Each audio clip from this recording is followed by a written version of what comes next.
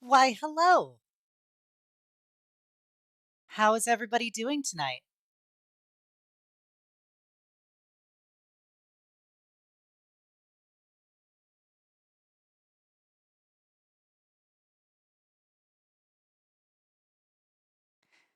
So, in kind of a miracle turn of events, I'd ordered this HDMI cable to set up my second monitor, and I didn't think it was going to arrive in time. I talked about on Monday the ongoing debacle that was me trying to set up my second monitor. But apparently it now works, and it literally arrived like minutes before the stream. So I had to do some frantic, like, moving around of cords to get it all set up. Oh, 0 viewers. Cool, cool, cool. Doo doo. Okay, so I now have a second monitor, so I don't have to look at my phone. That's like a huge step forward. So I'm going to be now trying to get used to the fact of looking between two different screens so that I can be able to see your guys' chat. But I think it's nice to have such a large chat screen now that I can see, and it also gives me a better idea of seeing my own movements for when I like desync or anything. So thank you guys for coming.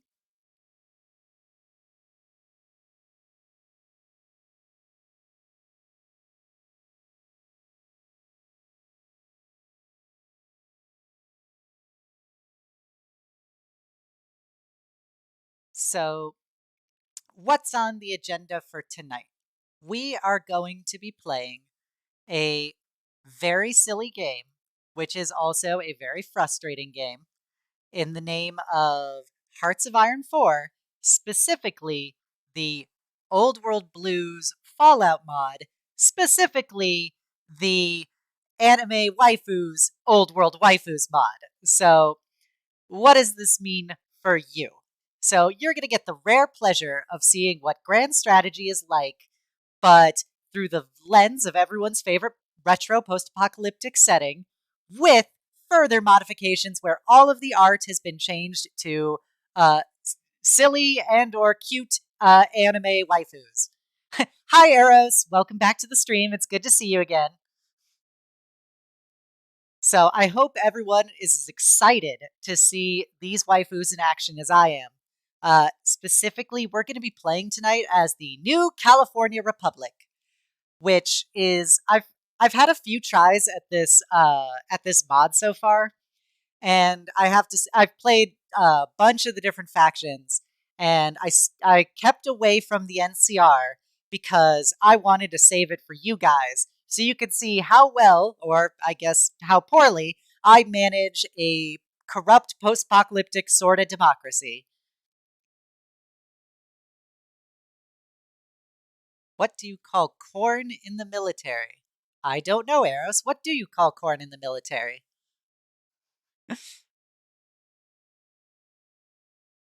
GI. Jeez Louise. Ah, I see you're back on your computer for you to be able to come up with these.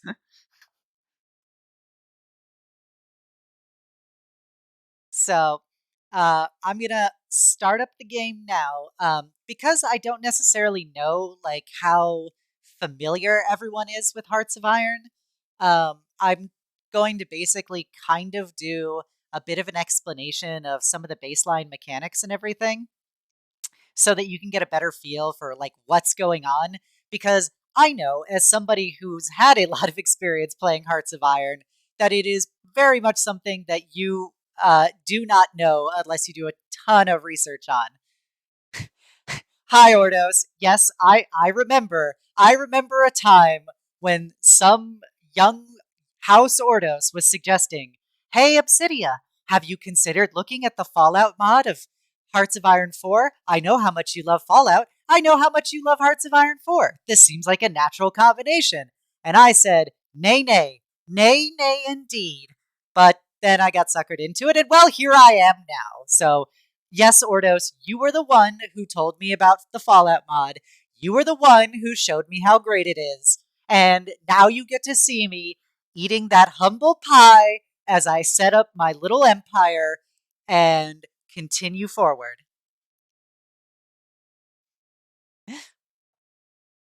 So let's get this going. I frankly, when I was like testing this out to see like if it was going to work properly, I did a test opening it up, and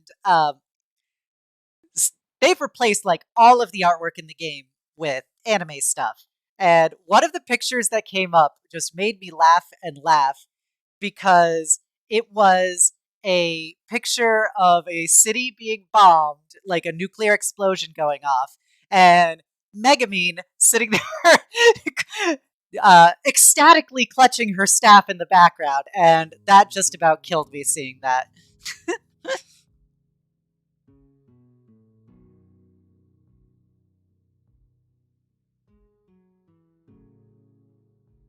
Okay, so if this is presenting well for everyone, we're gonna just jump on in. So if at any time you guys feel like the volume is weird, or if I'm being loud or echoey or too quiet, just please feel free to let me know.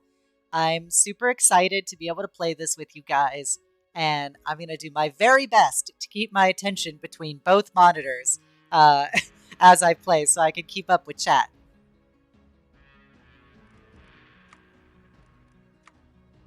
We're gonna select the West Coast. So it's the same like map no matter where you pick.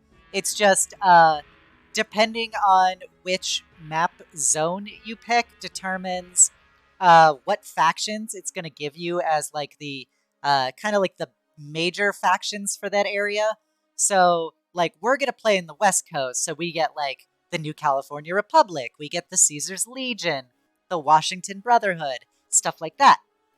However, if you go to like Mexico, you get the like this like digital empire of Mexico run by like an AI named Santa Anna, and you also get like Neo Aztec and like Neo Mayan civilization. It's like wild. Hey Yeti, welcome to the stream. Thank you for coming. I know we're gonna be profligates. I know that certain Caesars think we belong on crosses, but the goal here tonight is no crosses in the NCR. We're gonna stay safe and democratic and uncrucified. So this gives you an idea of some of the anime rays that were cast upon this game. Hi, Master Fail. Thank you for coming to the stream. It's so good to see you again. I know. I kind of love the main menu screen for just how ridiculous it is, and for like the little Moogle here in the corner. It's just like, what is even going on? Salt upon wounds got that drip. I don't know.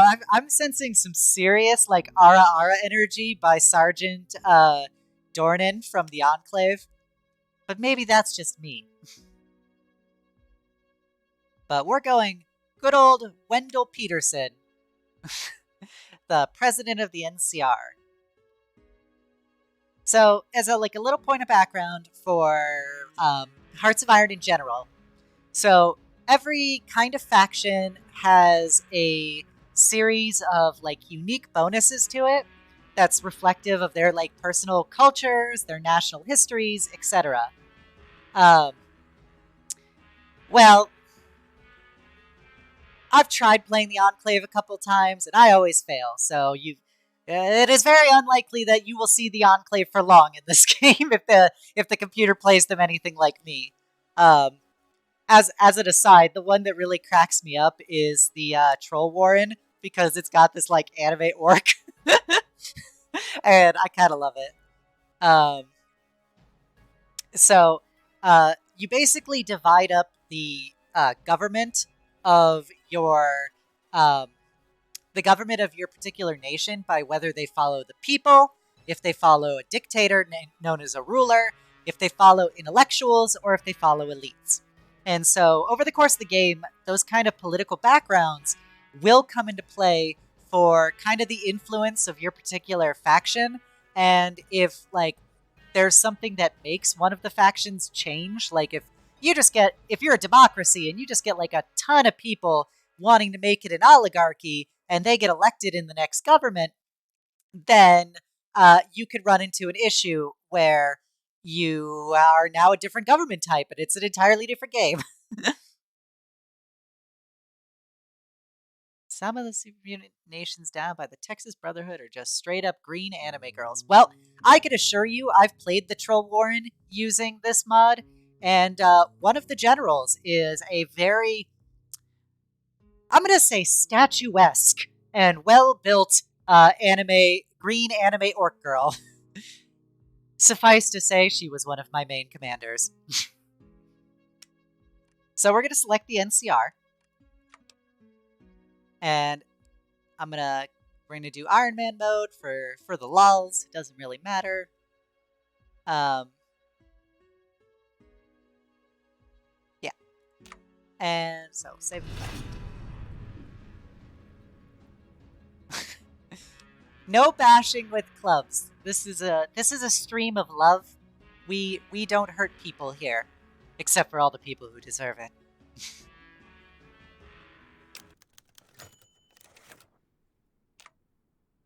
Okay, so this is the starter screen, and as you can see, there is just a ton of stuff going on. This is a special notification telling you that we're playing in a game mode where the Enclave are going to be present. So that's all it basically tells you. So as the game is a whole, this is the map. It is a very large map, stretching from all the way up in their old Canada down to the south of Mexico and Central America. So there are a lot of different tribes here, and different like kind of mega nations. So the main two to begin with are really Caesar's Legion and the NCR. We're the big power players of basically the post-apocalyptic world. So this will change a bit over the course of the game as different countries get their own shticks going that makes them more powerful and they start conquering their neighbors. We are definitely manifesting some destiny in this game. So this interface is, I once saw a meme that said people who like grand strategy games can just like look at a map and be like, man, this is some great gameplay.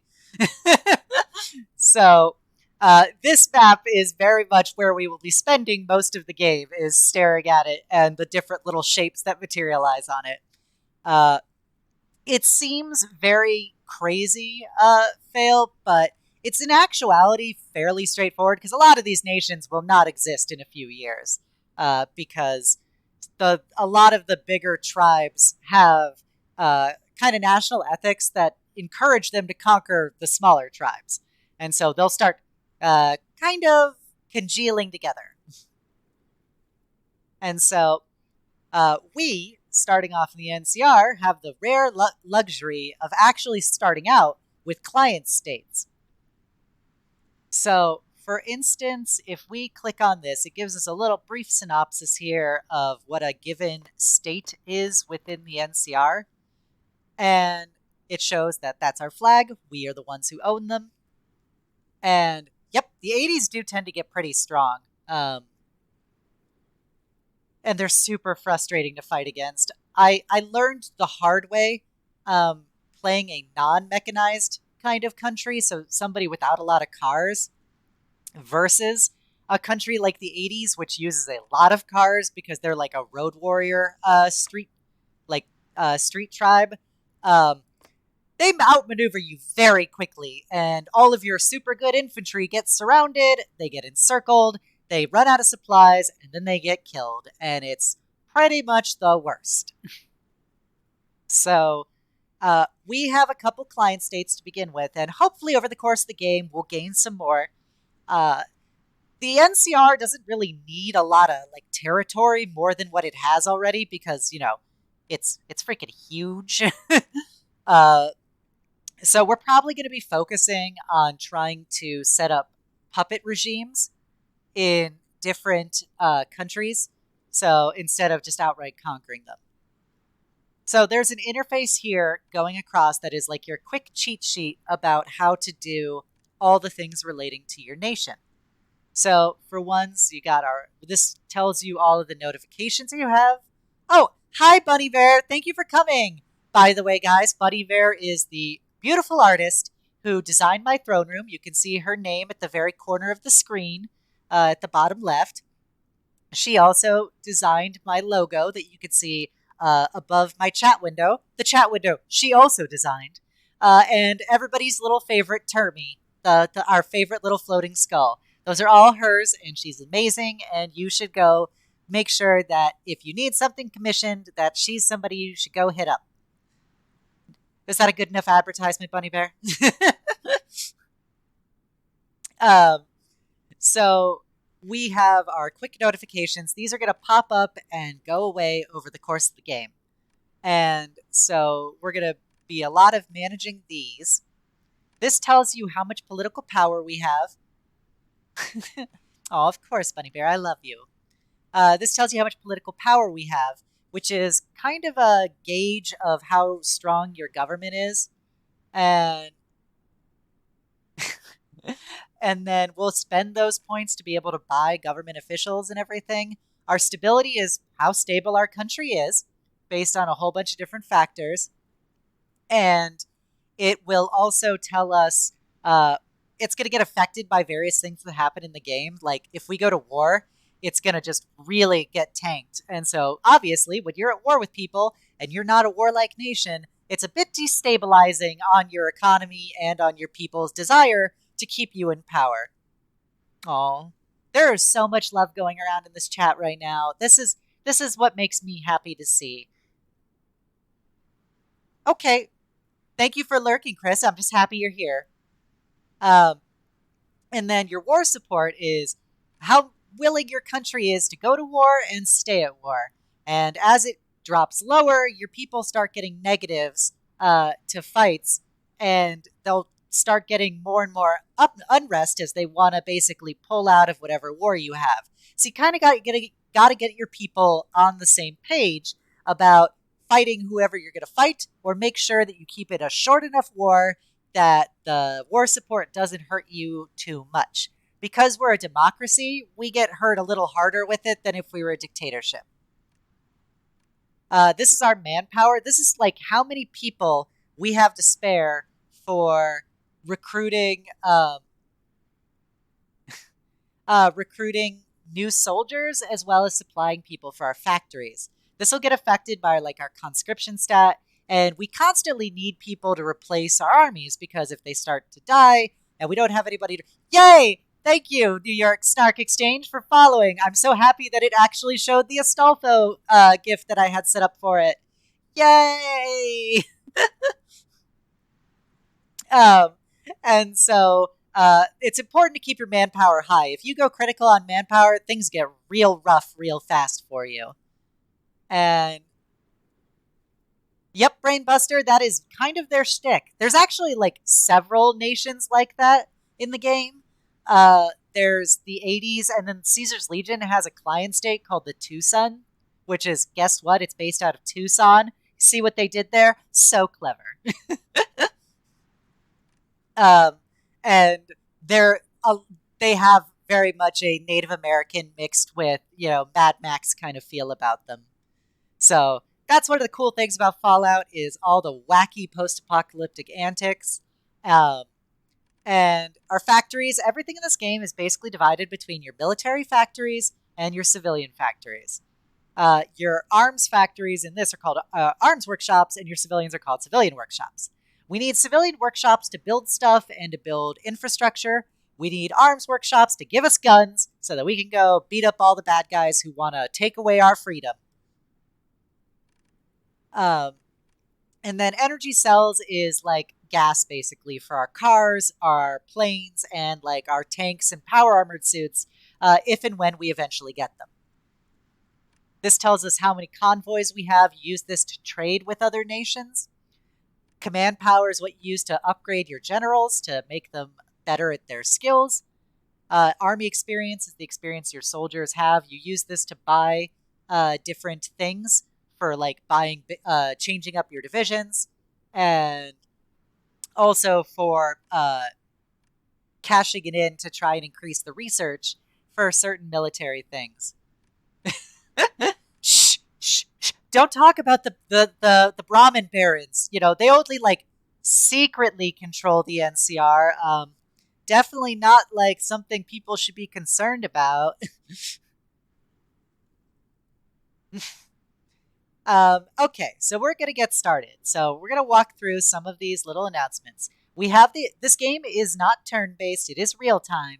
However, we do have the ability to pause it because it deals with just like a time system. So we're gonna be going from 12 through 12 again the next day, and it'll just go day by day, week by week, month by month, and year by year. So while we're still paused, we're gonna start going through our various things that want to grab our attention. 1 second. Water. Okay, so we're going to get our research going. This research is brought up into a whole bunch of different tabs. We've basically got all of your research categories are divided into 3 different tech levels, really. There's tribal, which is like the lowest one that people get.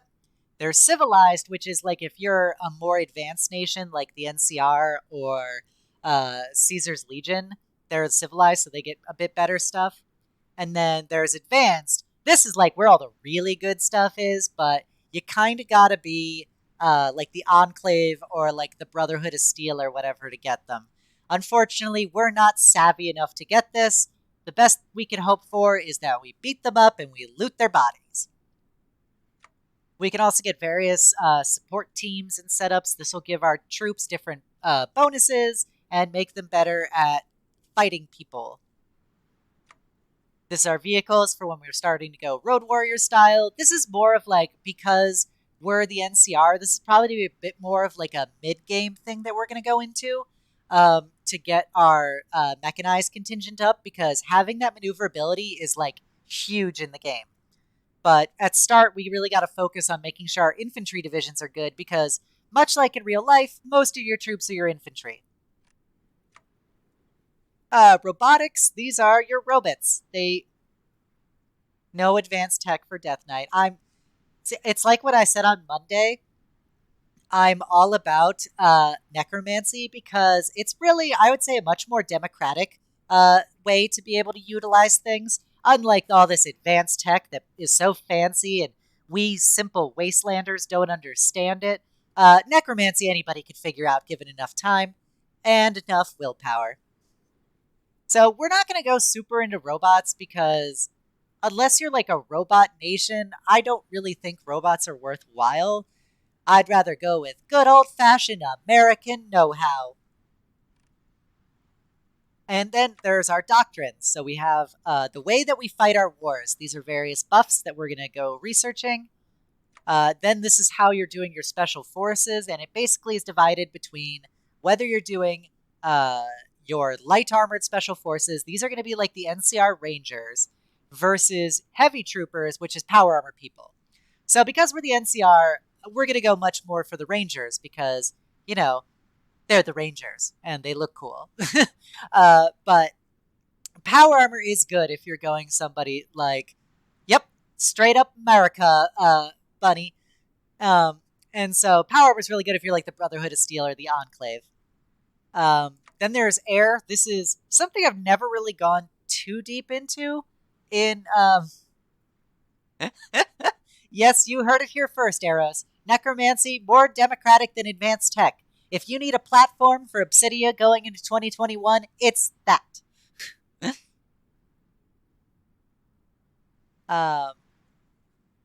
1 second.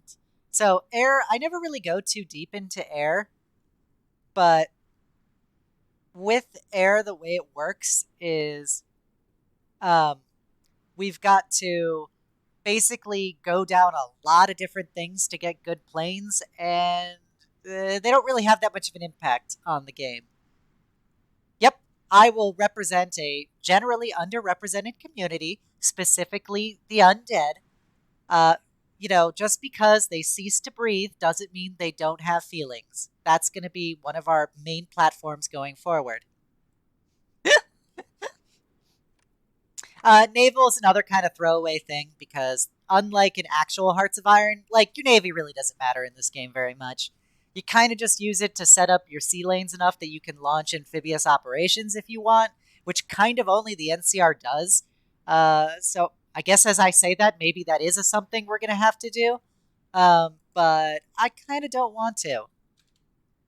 Um, and then we've got naval modules. This is upgrading your ships, also kind of useless. But this is where we're going to be focusing our attention on, at least at start, because this is your baseline industry and economy kind of tech upgrades. So I'm a huge proponent in basically every kind of strategy game that a good economy is really the best way to win. Um, it doesn't matter if you're a better warrior or a better general than me. If I can just make a billion armies, it doesn't matter how many you kill, because eventually I'm going to beat you. So I always make it a big effort to try and make sure my industrial base is strong. So we're going to get this combat language, which is the necromancy practicing people of the United States of America. The MPPO USA.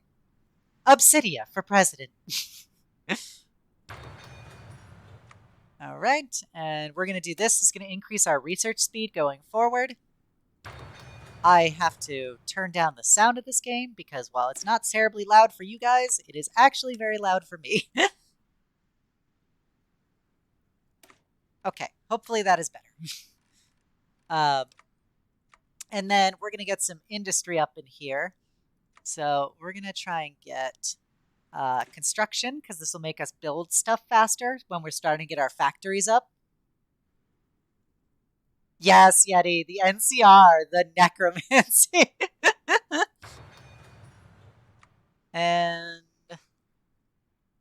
we're going to go with getting our factory set up. This is going to increase our production of all of our Yeti, not all of our Yeti, of all of our military gear.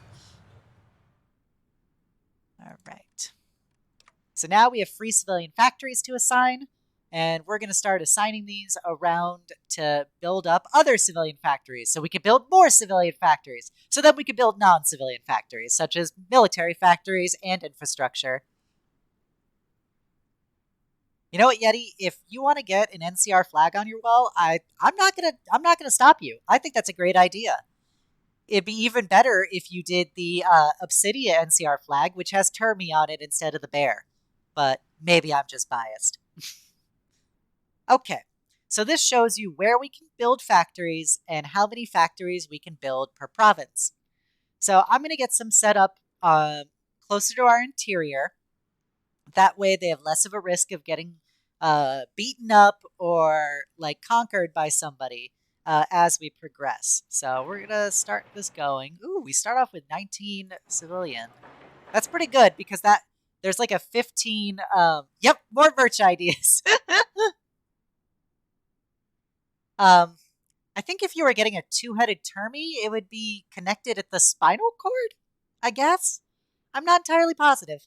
I think two Termies would be better. Just have them like a Roman eagle where they're both looking in different directions. Majestically. All right. I'm going to get this. Get some more up here in Northern California. All right. That's enough civilian factories. Now we're going to turn towards war. War! What is it good for? Building all of our guns. So we'll get a nice little spread of them.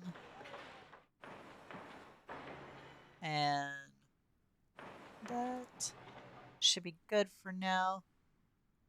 And now we're going to check infrastructure. So you may be thinking to yourself, man, this is the post-apocalypse. Why would we need to have such good infrastructure? Well, the thing is that infrastructure is how you get supplies from point A to point B. And if it gets too bad in an area when you're fighting bad guys, your troops get way worse, like super worse. And you could be better than them, you could be better equipped than them, but you could still lose because their country is so trash that your troops can't get what they need. So I firmly believe in having at least 5 points of infrastructure in every territory around. Okay, time to try and read this. Eros, German word for necromancy. Totenbesch, Totenbesch, uh, Forum? Totenbesch Forum? Is that close? Ah, okay. So I'm going to start getting some infrastructure put onto the things we're going to want to have lurking around. So we're going to click it around.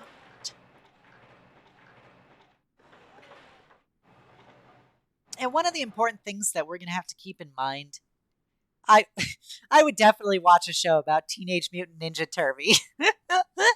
One of the important things we have to keep in mind is that the Caesar's Legion, they're gonna fight us at some point. They hate us. They wanna take our water and our electricity. So we're gonna have to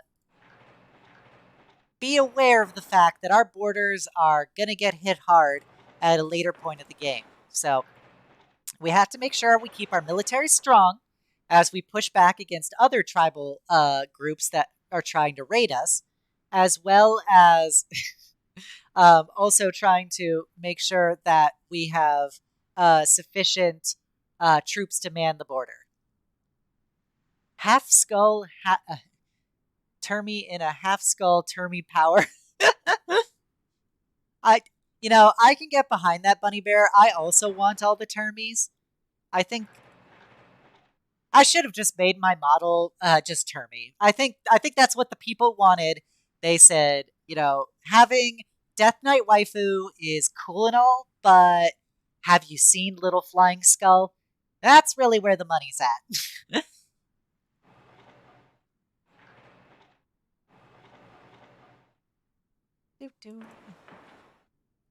Well, this place is terrible.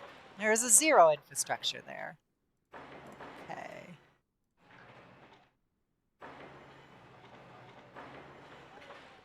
It's going to take a while to get to all of this infrastructure. But it's important that we have it queued up.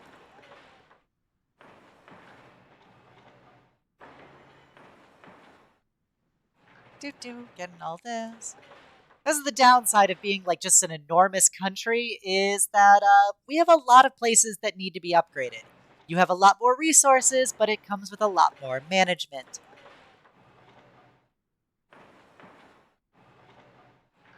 All right, I think I got everyone.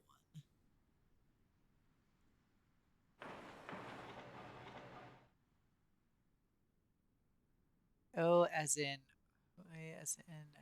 hair. Oh, so it would be Totenbisch Verum. Like that, Verum. Okay, I think we're good in the building department. Let's go to our guns. So in order to equip our troops, we need to have a bunch of different stuff. So, and we have to keep them supplied as the game goes on so they can keep fighting the good fight.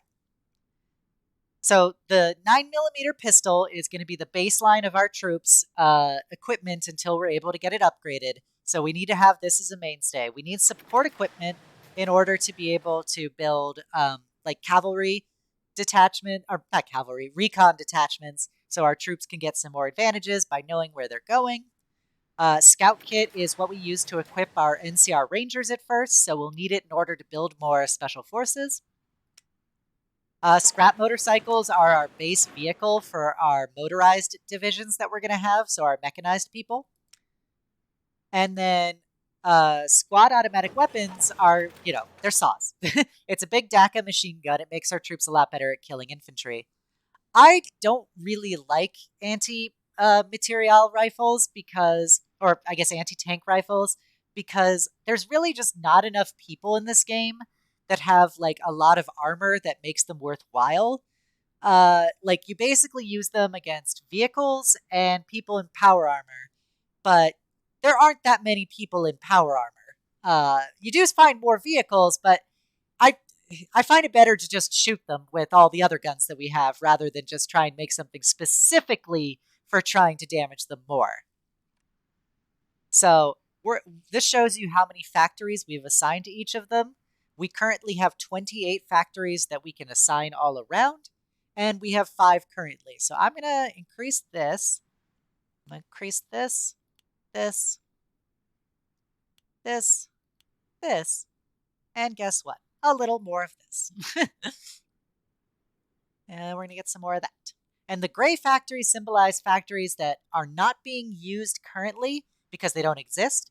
But if we will one day have people that we can, will one day build factories and it will just auto assign them to that particular location. So we are now going to check our naval dockyard. Yeah. Oh, that's over here. So because I don't really do the Navy stuff, and I'm just going to go convoys. So for our trade purposes, and we'll just keep it at that. And more convoys because we have more trade purposes.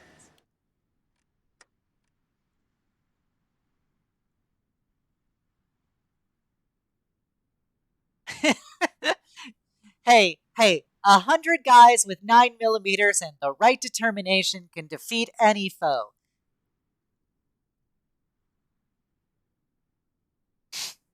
There's the Bruh Hotel in Britain. I'm not gonna lie, Master Fail. My favorite, my favorite faction in Hearts of Iron 4 is actually the Soviet Union.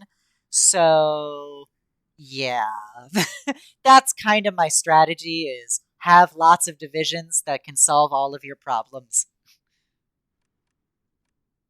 Okay, so we have no divisions in basic training. We have no divisions in basic training currently, so we're going to have to get some people built up. So this is our main infantry unit that we're going to be using in the game, the NCR Troopers. So we're going to see how they kind of stat out at start and see if we need to, how we're going to change it down the line. So we click edit, and that lets us show how many battalions are in them, as well as what kind of support companies are assigned to them. Basically, support companies are cheap-ish upgrades that give you various bonuses to the unit's capabilities, but it comes at the downside of making them more expensive and more equipment that you have to produce. Battalions, this is a pretty good amount of battalions. Ideally, we want it to be 4x4 because the way that the game works is there's something called width, and it maxes out at 4x4. So the more width you have, the stronger you are when you get into combat. It's to kind of represent you on the tactical level, kind of encircling the bad guys with just how many people you have. So that's going to be one of the things we're going to strive for. And, oh, our motorized division's pretty big, so that's pretty nice. And we unfortunately can't build any special forces at this time, but we will get them up later so we can get more of our NCR Rangers, because come on, the NCR Rangers. Oh shoot, they use anti-tank weapons? Ugh. All right, well I have to build some anti-tank weapons now. So we'll cut this back a little. And, I don't know, get a couple guns of these set up. So we can then check our logistics score, which is going to tell us how much spare equipment we have, which determines whether we can be able to build more units. Currently, we have 0 of just about everything, so the answer is not really. We kind of have to deal with the troops we already have. I think that Grubhub is actually something that comes from the hub in the NCR. Little known fact, after the bombs dropped, one of the only ways to get delivery food from a restaurant to your door in the nuclear wasteland was from Grubhub. So that's why they set up a power base at the hub. By the way, this is not canon in any way in Fallout, but I think that that's what we're going to use going forward.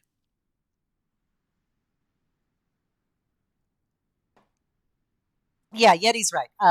There is actual encirclement, but that's like operational encirclement rather than tactical encirclement.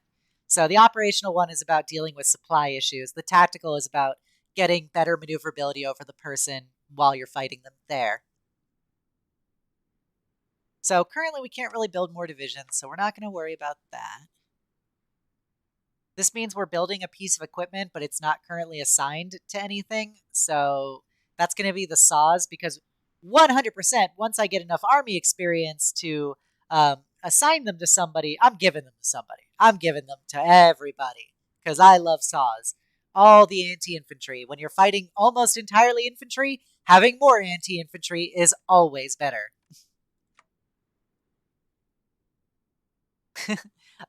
Okay, Yeti, go get your burger and come on back. Preferably use Grubhub via the hub. In no way is the stream related to Grubhub, just to be clear. Okay, now we're gonna go to we have unassigned divisions. This means we got all these little flags, and they're everywhere. Those are infantry, well, they're not infantry. Those are divisions we have that are not assigned to anybody, but we can get them set up so they can become an organized and cohesive fighting force. So we're gonna work on that. So we're just gonna click and drag over them all. And so we currently have 26 divisions, make that 31 divisions. And we're going to click right here to set them up in an army. And then we're going to start breaking them down to get them generals and commanding officers and getting their buffs and positioning ready. So because this is big, I'm going to try and separate the motorized companies into their own army at start so that I can keep them tactically flexible by applying them where they need to, rather than mixing them in with the infantry and running the risk of them kind of moving faster than the infantry, or getting in a way that leaves the infantry getting surrounded trying to back them up. So we're going to separate them out. And we got a couple more divisions that we need to sign. So I'm going to give that mechanized group just a couple infantry divisions to start fleshing them out, because the max that most generals can safely command is 24. So that's why we want to do this in increments of 24. These are our available generals. They are all adorable. I love the one that has a little NCR Ranger beret, or a first recon beret, I mean.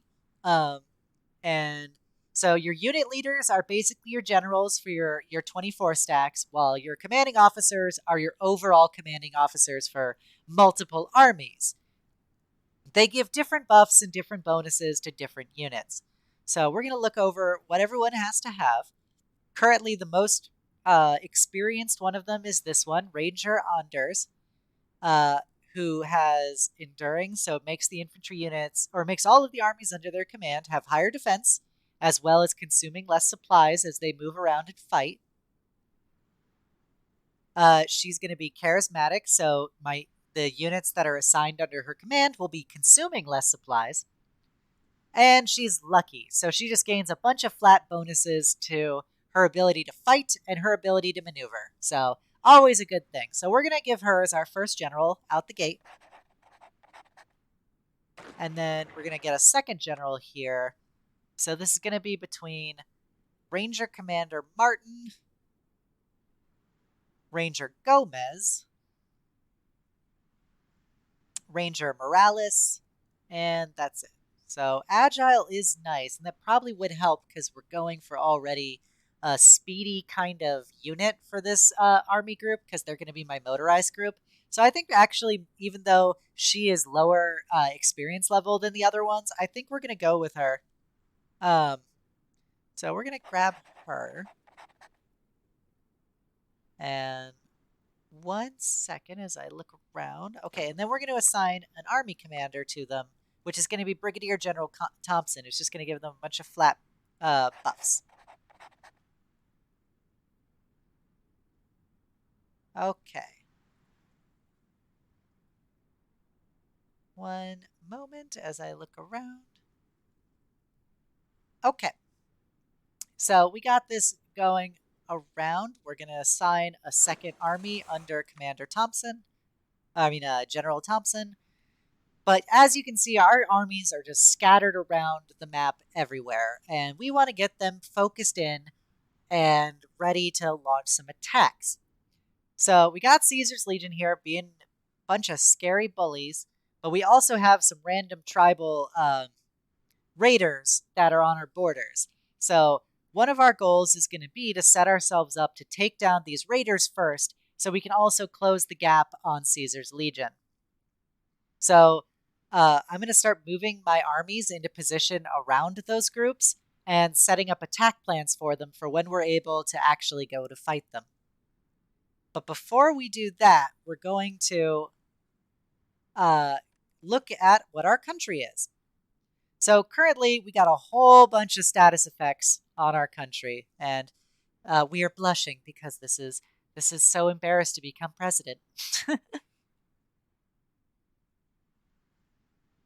So we've got the Ranger Unification Treaty, which basically is going to predispose us to want to do Rangers instead of power armor people. We have the Treaty of New Vegas, so currently we're on good terms with New Vegas. Hopefully, eventually, we can get them to join the NCR, despite what Mr. House wants, because heck, Mr. House, I never liked that guy. Unfortunately, because we're a decentralized bureaucracy, we have a lot of corruption. And a lot of money it kind of worms its way through the gaps.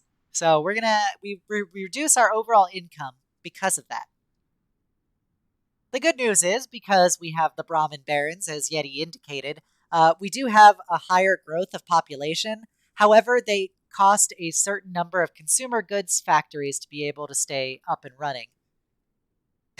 The face of a post-apocalyptic bully waifu. They're trying to redo the arms industry. Why did I have a duty?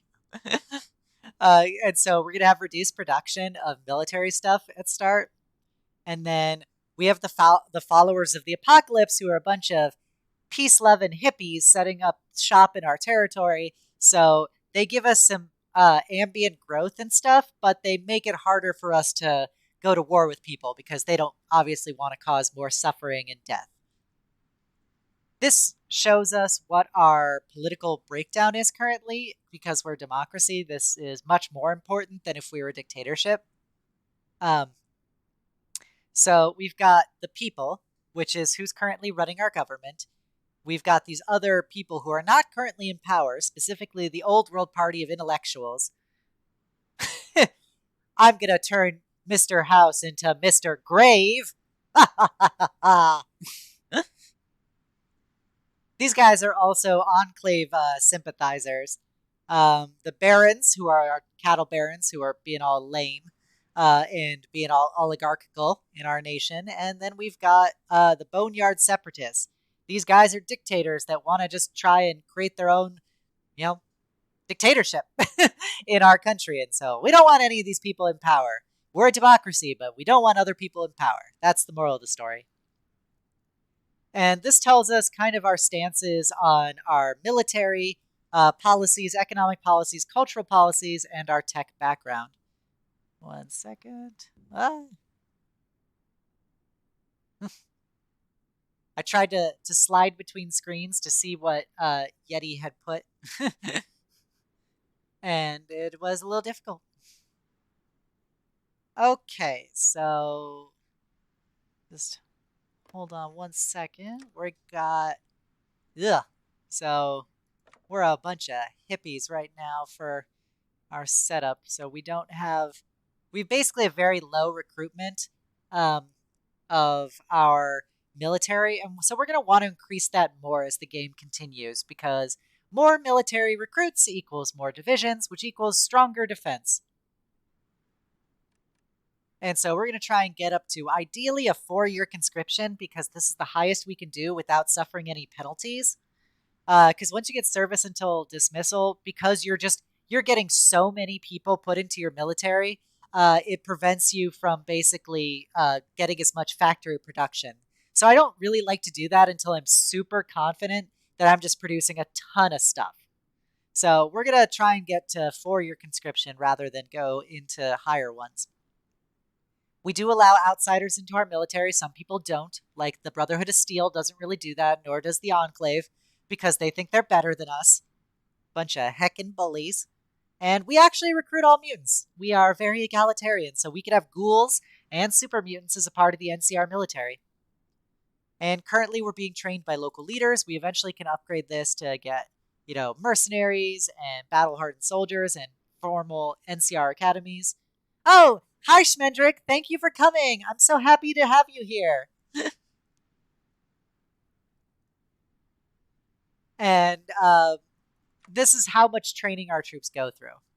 So currently we have a modest economy, and we want to get up to steadfast because currently we're kind of unstable and we want to be much more productive.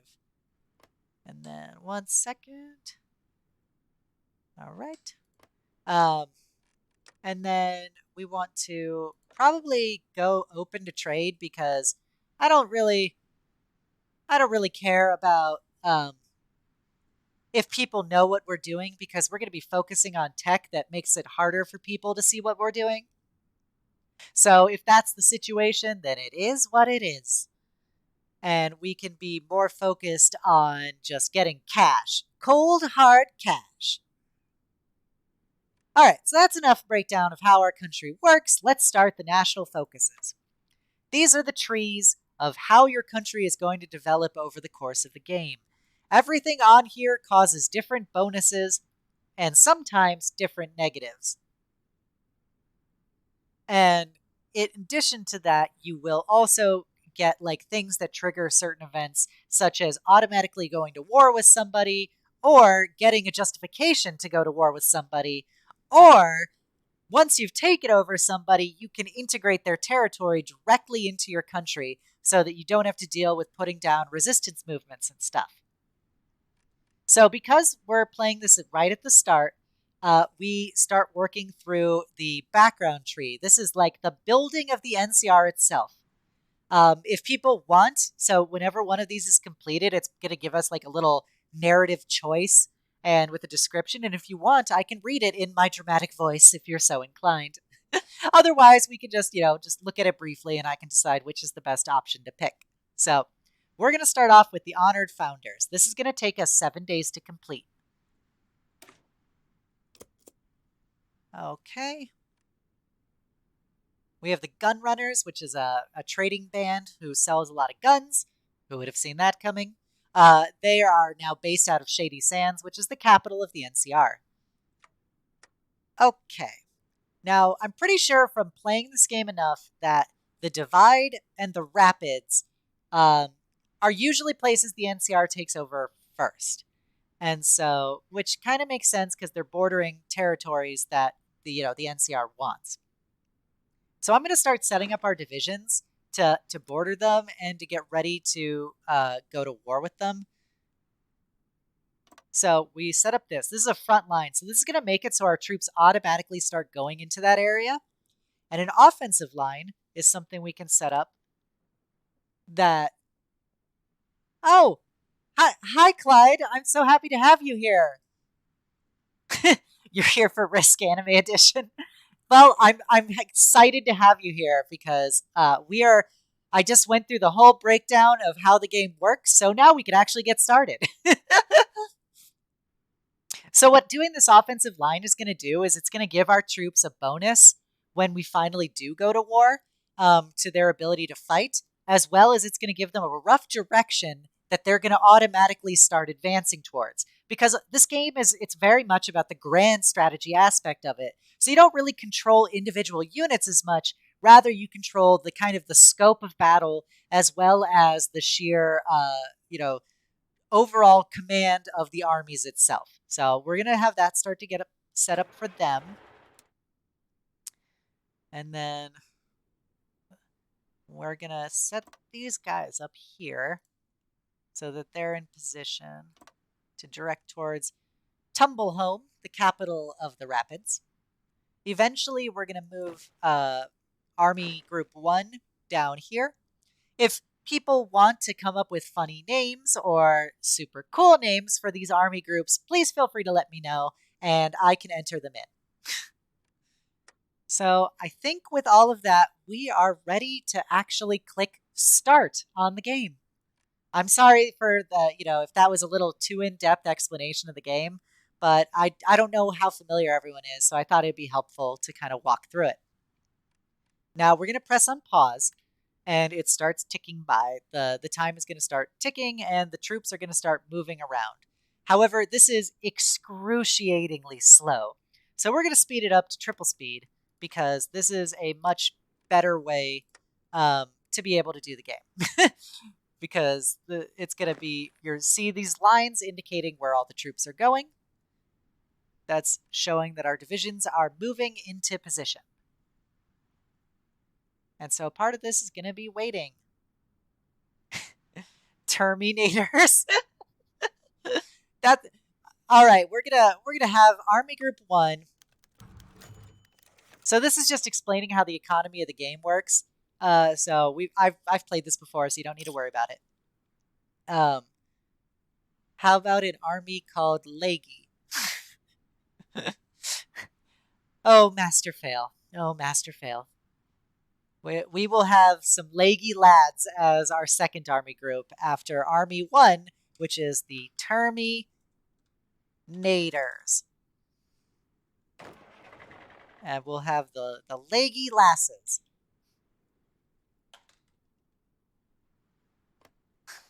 So there you go. This is the beginning of our glorious army. Our enemies will cower in fear at the fate when they are faced by the Terminators and the Leggy lasses. Oh, geez.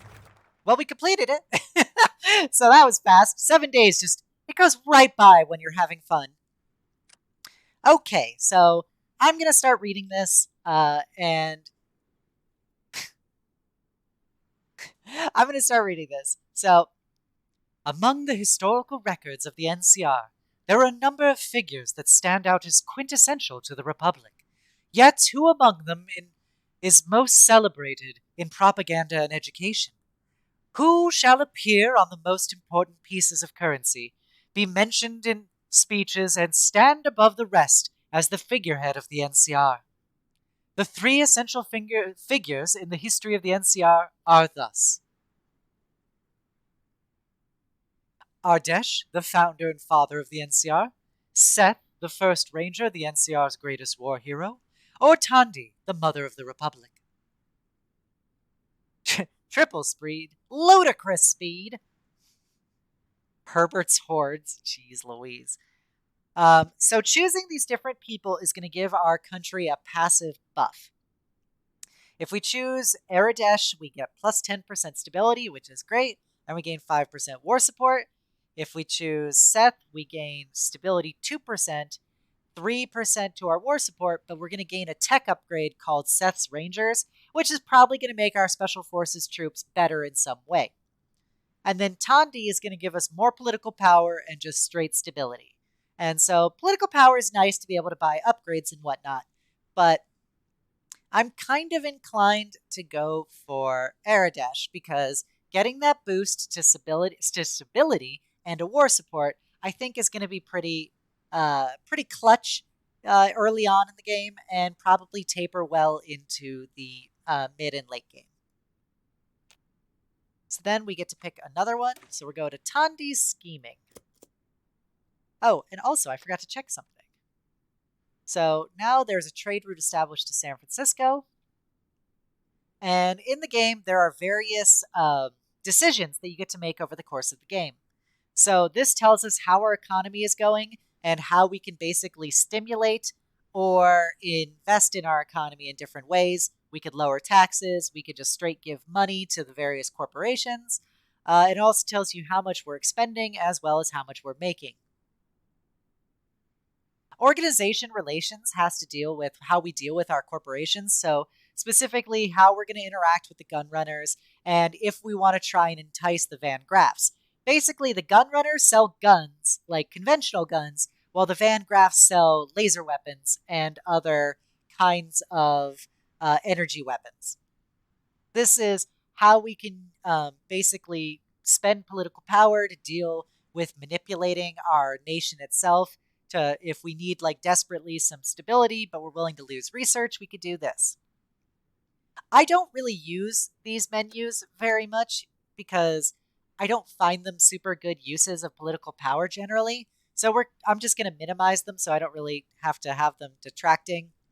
We're going to want to get a scavenger program set up because that's how you can start raiding the wasteland for technology and for other kinds of upgrades. So I think that's going to be really good to set up because you can actually find some old world tech, which will give you bigger upgrades than the kind of tech that you can normally get. And so that's super cool. We don't need drastic measures. So, oh boy. So the NCR has a lot of territory. And with having a lot of territory, we have the ability to restore some classic military and industrial locations from the Earth that was. And so it's a lot of Air Force bases and naval bases we could get set up. And they're very expensive. So this is going to be like mid to late game that we start building these. But they give us the ability to upgrade / research our Navy and Air Force like way better than we would otherwise. So we'll collapse that down. This just is example music if you want to play the introduction to various Fallout games of years gone by. And this tells us what we can use the followers of the apocalypse for. So we can spend political power to get them to give us various buffs on a durational basis, such as increasing our research speed, giving us more population growth, etc. This is actually a pretty good use of points as the game progresses, but we're not going to do that quite yet. Okay. Wow, Arrows, that is a lot of German army group names. We'll add those to the list. That is clearly a spammer. Sorry, one moment. Well, I'll take care of that. And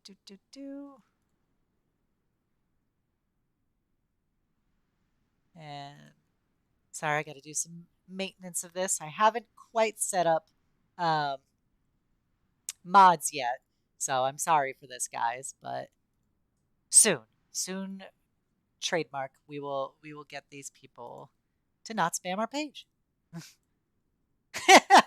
I've made it big in the world. People are trying to spam my channel already.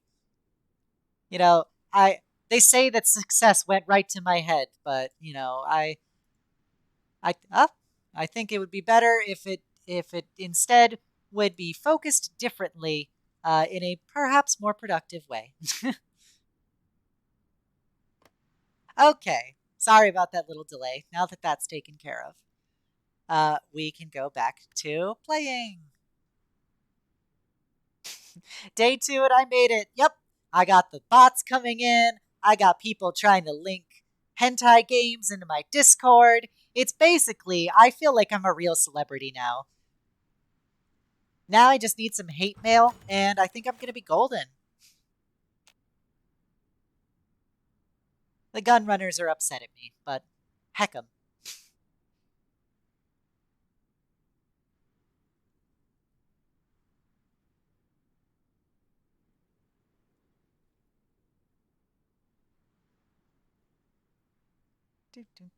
Oh, okay. Oh, I clicked something without even seeing it. Oh dear. Hopefully that was a good thing. I was just trying to exit out of the other window. Oh geez. Let's see if that gave us an upgrade of some kind. Oh gosh, we've set up monopolies now. That wasn't intended. Oh well. You know what, Arrows? If you set up a bot that said hugs for life, I would not even be mad. I'm trying to figure out how to exit out of this. Okay, sorry about that. Okay. All right, we're gonna be careful this time. I'm dragging this out of the area when I go. So we're gonna click that. So NCR investments. The NCR development plan was one of the most hotly debated subjects in NCR political history, as it called for a centralization of what had up until that point been a largely diverse agricultural nation. The debate raged for months as to whether or not to even bother with this plan, but eventually it was decided that this bill should focus on the development of a specific area of the economy, be it the reconstruction of roads, subsidizing select local businesses, or adding funding towards arms manufacturing.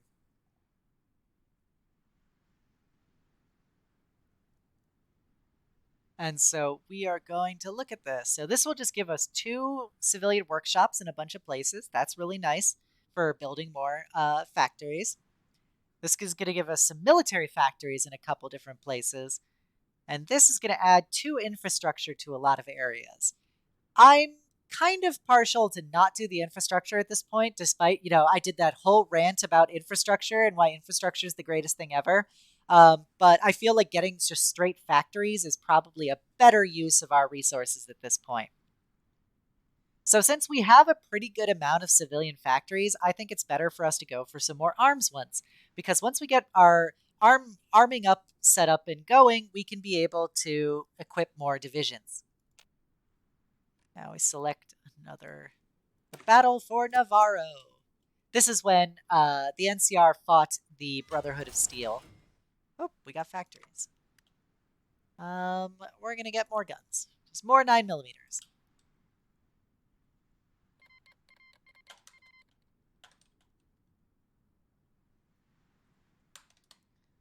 Okay, the Enclave has declared war on Chemult Station. Uh-oh, well, that doesn't even make sense. The Enclave is over here, and Chemult Station is all the way over here, so I don't know how the Enclave is going to go to war with them.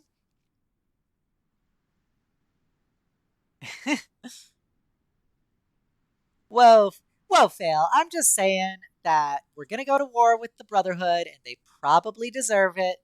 They're kind of bullies. Oh, maybe you're actually right, Yeti. It has been a long time since I played Fallout 2, so maybe Navarro is actually the Enclave, and we're teaming up with the Brotherhood of Steel. If so, that's better. I want the Brotherhood of Steel to be my friends, despite them being bullies, because it's better to have bullies on your side than bullies against you. And at the end of the day, I want to be the biggest bully in the wasteland.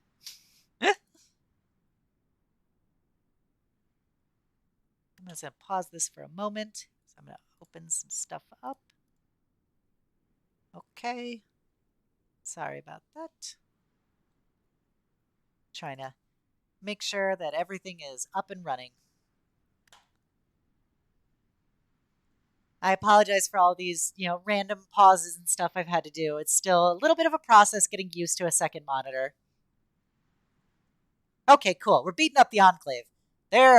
The Enclave are real bad guys in Fallout because they're the old United States government, and they think that everyone else is a bunch of mutants that should be exterminated, including us, non-mutated people. So that's kind of problematic.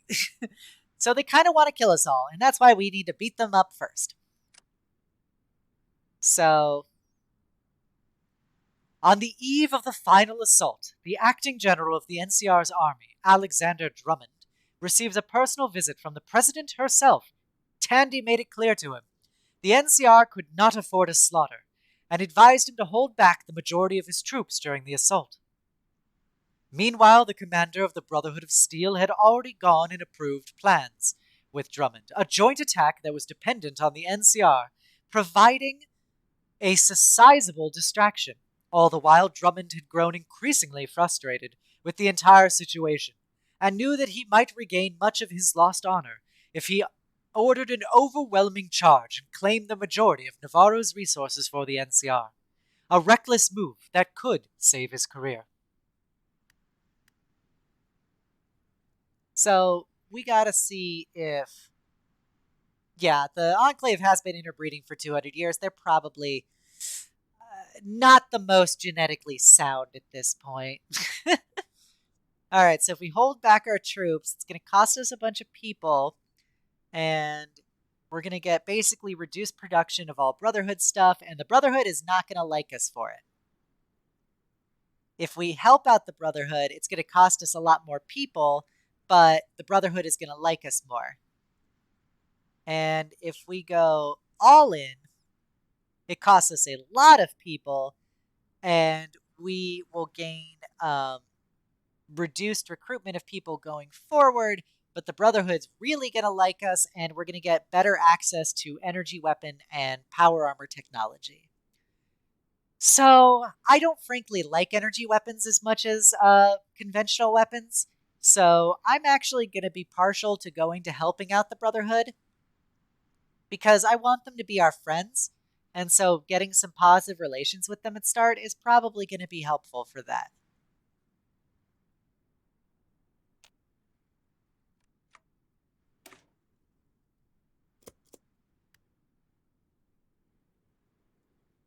So now that we've got the very, foundation of the NCR set up, we're going to start going deeper into our trees, setting up the actual government itself.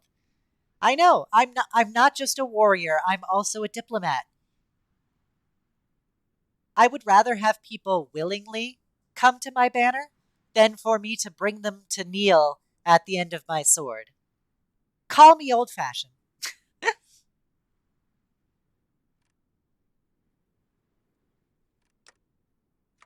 All right, so this is going to take about 45 days to research.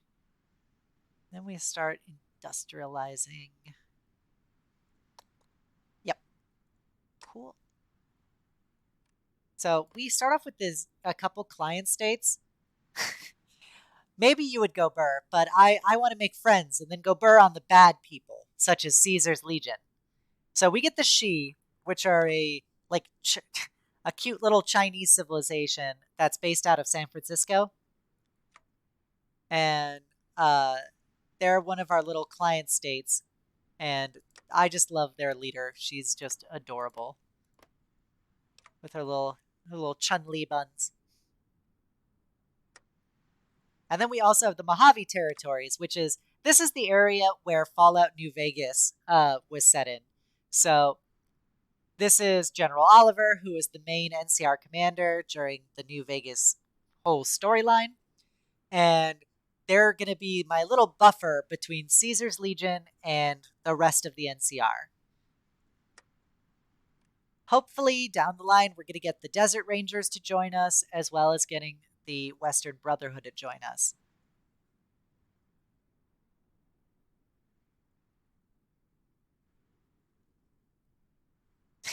They aren't sweet, so they should drop the beat.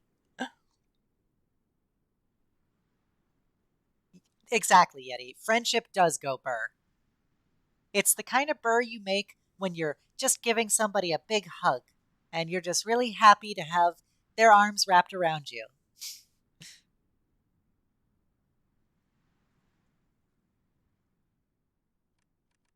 Getting a feel for the different numbers of divisions that are operating over here. We're going to speed this up more because since this is so early game and we're not fighting anybody, we might as well just speed it up. Okay, so we just got enough political power, so I paused the game because now we can buy some upgrades. I personally think my biggest thing I want to get going is I want to get our economy up and running and uh, empowered. So I'm gonna. Oh, I cannot replace my modest economy yet. Cranberries. My wages, limited exports. How much is this? 150. Hmm. Okay, well, let's see if we can hire any advisors. Oh, well, I'm sure you just need practice, Fail. More hugs. I'm sending you a big hug from across the screen. Brrr. I hope you enjoyed it. Yeah, you're right, Eros. My hugs may, there may be side effects of having a hug with me, but I think the results speak for themselves, and I think they're still worth it.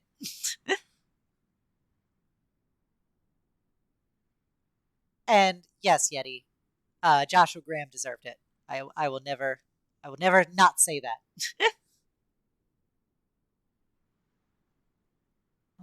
So these are different people we can get to give us. Oh, hopefully he just hugged his monitor, or at least hugged himself, wrapped his arms around himself.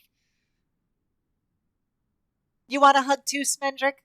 I can give you a hug. Brrr. There you go. Enjoy the hug. And then we've got our cultural advisors here. So, these are all very, very intense.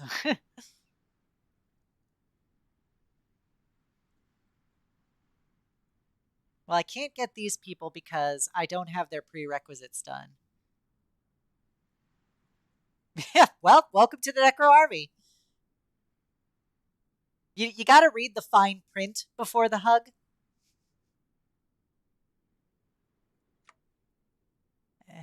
Bastion of Democracy sounds pretty good.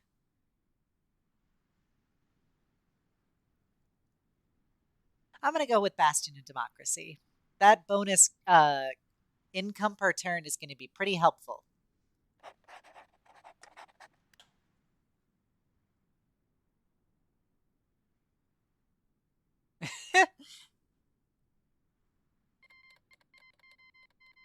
Oh, the NCR declared, or not the NCR, the Desert Rangers declared war on one of the. Everybody's getting wars declared on them right now. Oh, geez. Thankfully, it's not us yet. Wow, Schmendrick. Wow. So lewd. So lewd. All right, so we completed a whole bunch of researches, so we can do another batch. So we're going to try and get our tools up and running. We're going to get some of our encryption and decryption up and running. And we're going to increase our research speed more. More!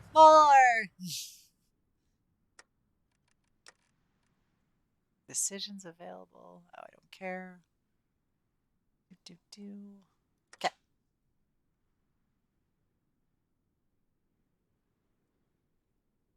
Man, I should have renamed my Discord server the Bone Zone. That is a good idea. I definitely missed an opportunity there.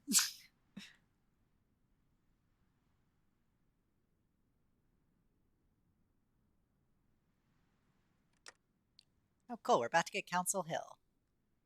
Which, when I see that, just reminds me of that song that's in like all of the romantic comedies where it goes like, climbing up on Salisbury Hill. No, the Enclave is fighting New Reno. We got to keep our eye on them as they get stronger.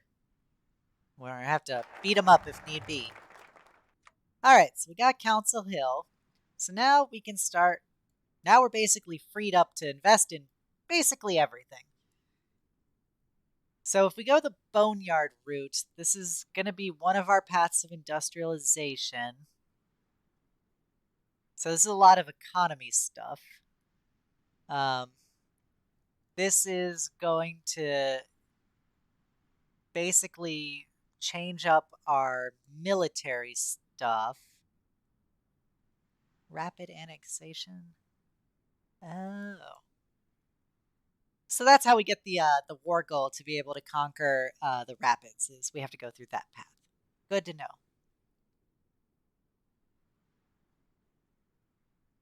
And then this is for taking Baja, Mexico. And it looks like that's what we got going on. I'm going to start off with us having go a bit down the economics tree because, as I always say, economy is king. So we're going to try and get a bit of this branch done to increase our overall production capabilities. So if we're going, actually, let me check something. So if we're going to the rapids first, I probably don't need to go to the divide just yet. Yeah, so I'm going to reassign all these divisions from up here, and I'm going to send them down here. And we're going to set up a new offensive line that goes there. So they're going to start moving into position. I would say the Boneyard is a cooler name than LA. I'm from Southern California originally, so I can get that it's an improvement overall for it to be the Boneyard. I've never been a fan of LA.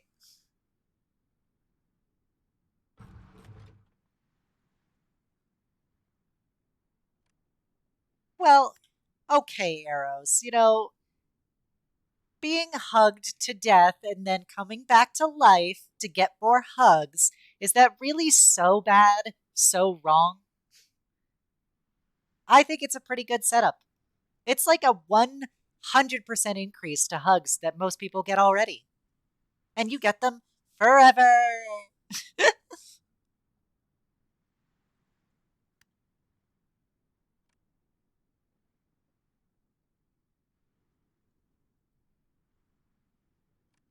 All right, let's see how our logistics is going. Oh, we're actually getting a fair amount of guns up and running, so we can actually probably start making some divisions in addition to the ones we already have. So we have to select where they're going to be raised out of.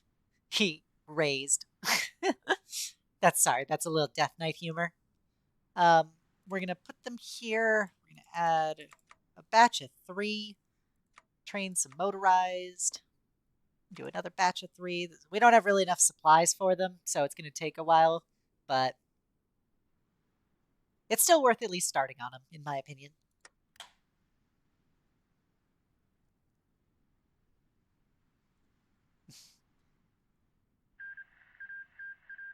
Oh, okay, so the Washington Brotherhood are like the bad guy Brotherhood. They're like very genocidal, and they want to get down to us one day from Seattle, and yeah, we're gonna have to beat them up. In case you haven't got the idea, a lot of our solutions to people who are bullies in this game is we're gonna beat them up. So they're gonna start trying to move down south here. We want to start getting these tribes on our side slash conquer them.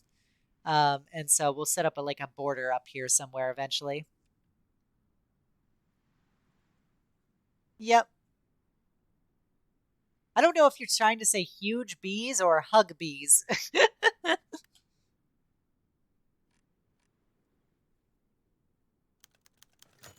An offer from the Brotherhood. The Brotherhood of Steel is offering to trade us a number of advanced pre-war military discs and training guides in exchange for a series of pre-war industrial machines located within our territory. How do we respond? um, so we get an increase to our research, and they get NCR accepts their terms. I Since I think that we're gonna be friends with the Brotherhood, I'm gonna play nice with them. I don't think this is a really big deal of an upgrade, but it's good to keep them on our side.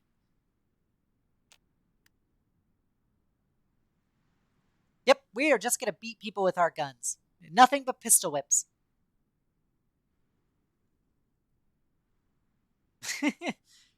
Yeah, the Washington Brotherhood is basically like off-brand Enclave.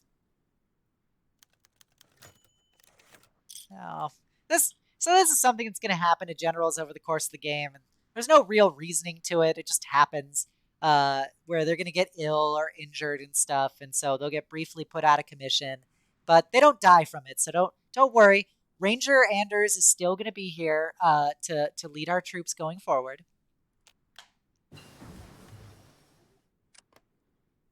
Well, we got a tech upgrade, so we're going to get smoke signals.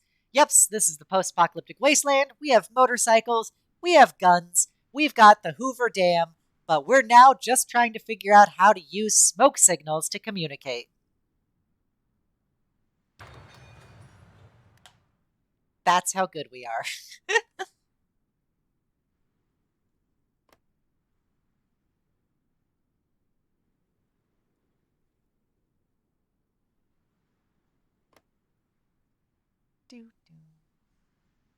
So this shows you kind of how the wars are going in the other countries. So currently these are ongoing battle sites. That's what that little indicator means. So the Enclave is just clowning New Reno, which is not really surprising because New Reno is a bunch of very like decentralized, corrupt criminal organizations, while the Enclave, yeah, has power armor and vertebrates. And the Desert Rangers seem to be actually pretty neck and neck with the Vipers, which is surprising. But maybe they're just waiting for an opening to finally push through. So as you can see, this attack plan will still linger around. because once we finish this attack plan, the troops are going to automatically start trying to go to the other one and prepare for their next assault. So it's good to keep this going because it allows them to keep their bonuses even if you have them fighting in a different location at a different time. Okay, so we did that. Let's go more industrial. We're going to increase our construction speed some more. And go. Oh, geez, we have 150 political power. That means we can actually buy something potentially good. Sweet. I can't increase my military until I get my economy, and I can't increase my economy until I guess I hit a certain event in the national ethics tree. What a silly situation. Okay. I don't like daily power laws. I want her. I don't need him yet. So we're gonna go. We're just gonna go with a flat boost to construction speed.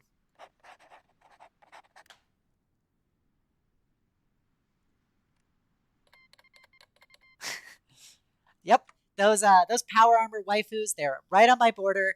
They are in peak hugging distance. Okay, the Enclave conquered New Reno. People don't really like New Reno. That's why the message was not terribly endearing. But they are definitely getting within hugging range. And, maybe they're going to learn the hard way that everybody joins the NCR eventually. That's all I'm going to say.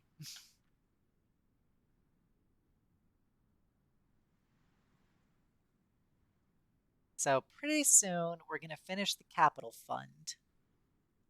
And we can then start moving into more of a militant kind of standpoint here. So we got that. I'm going to start going down this route because I really want to get this war goal so we can start expanding and conquering some of these raider groups. Because if we leave them alone too long, they're going to get real feisty with us and be like, hey, if you don't give us money, we're gonna raid you and send, cars into your territory. We're just going to mess the place up. And I don't want to deal with that. I don't want that badness in my business. So I just rather conquer them first.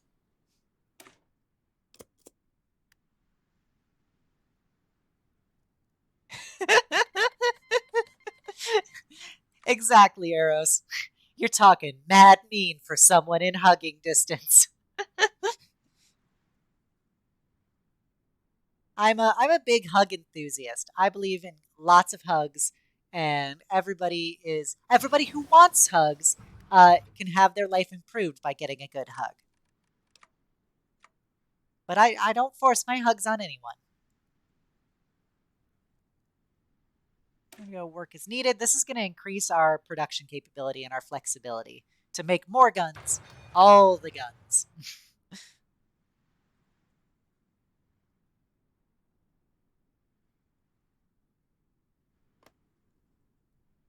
Okay, so we got these tribes. So the troll warren are super mutants. So we got the super mutants fighting the carcass walkers. They sound charming.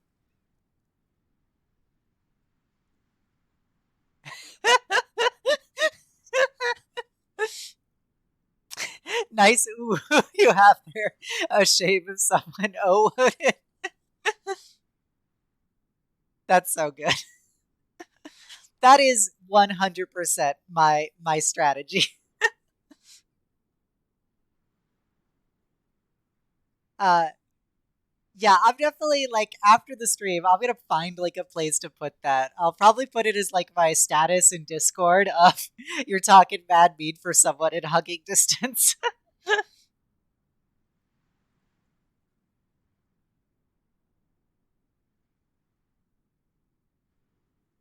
All right, so we got this going on. Oh, we're paused. It helps if I do unpause the game to increase it.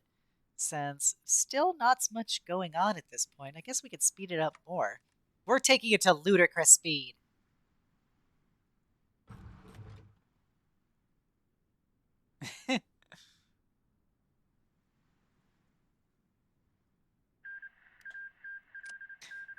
All right, well, I guess we should probably go look at what's happening outside of Caesar's Legion. So Linnaeus's cohort is like an allied state of Caesar's Legion, and they're going to start conquering all of these tribes out here. And eventually, when we go to war with Caesar's Legion, Linnaeus is going to get called in to help, which can be frustrating. So we have to be prepared for that contingency. So I guess knowing what's going on over down Mexico way, as well as out by Texas. You know, little known fact. This is specifically for Clyde. Apparently, you can fit uh, one Texas worth of tribes in the size of Texas.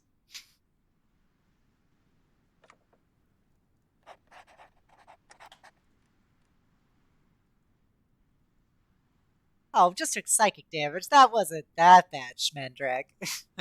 It was adorable. Thank you, Chris.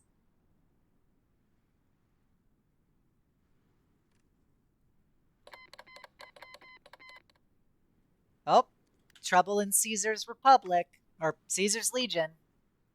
Phoenix has just declared independence. It will very quickly be destroyed. I can assure you that. I've played as Caesar's Legion before, and in this game I have going on with another VTuber named Graf Yukiko. He's playing as Caesar's Legion, and he dealt with this. They have like no divisions, and so by you having more than 0 divisions, you're pretty much gonna win. Maximum uwu, Chris. Maximum uwu. But anything that messes with Caesar's Legion, I'm a fan of. Well, Washington Brotherhood just conquered some more tribes. Oh, things are getting real spicy up there, up north. See, I told you, it already doesn't exist anymore. All right, so this is going to put us much closer to the reorganized warfare. So I think we're going to be pretty well off once we get that done.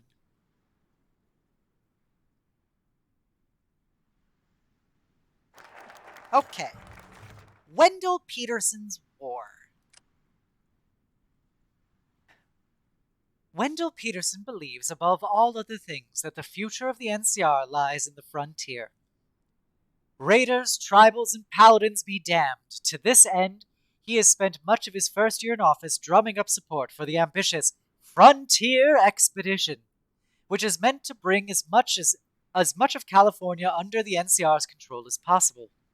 Yet, in order to make such a dream a reality, he's going to have to deal with various political parties.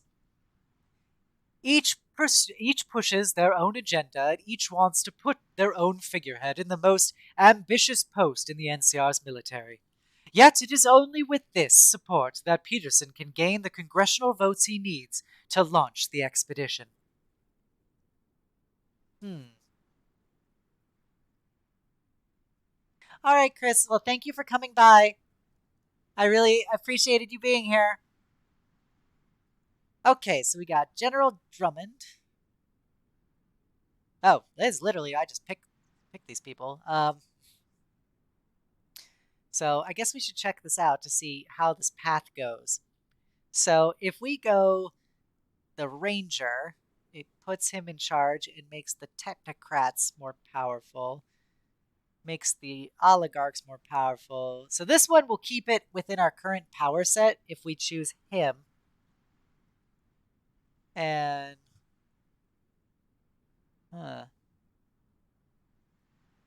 okay, so this gives us some better troops, but we're going to get less troops overall, which there's pluses and minuses to both.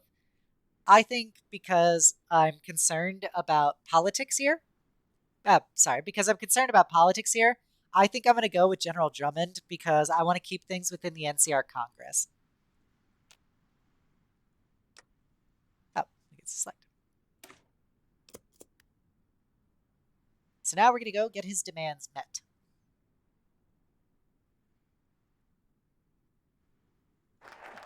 Ta-da!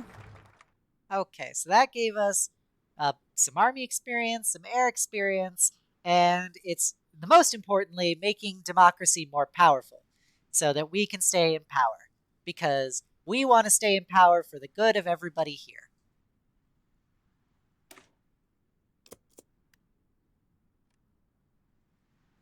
Okay, the Desert Rangers are pushing back the Vipers, which is good because I'm pretty confident we can get the Desert Rangers to join us later on.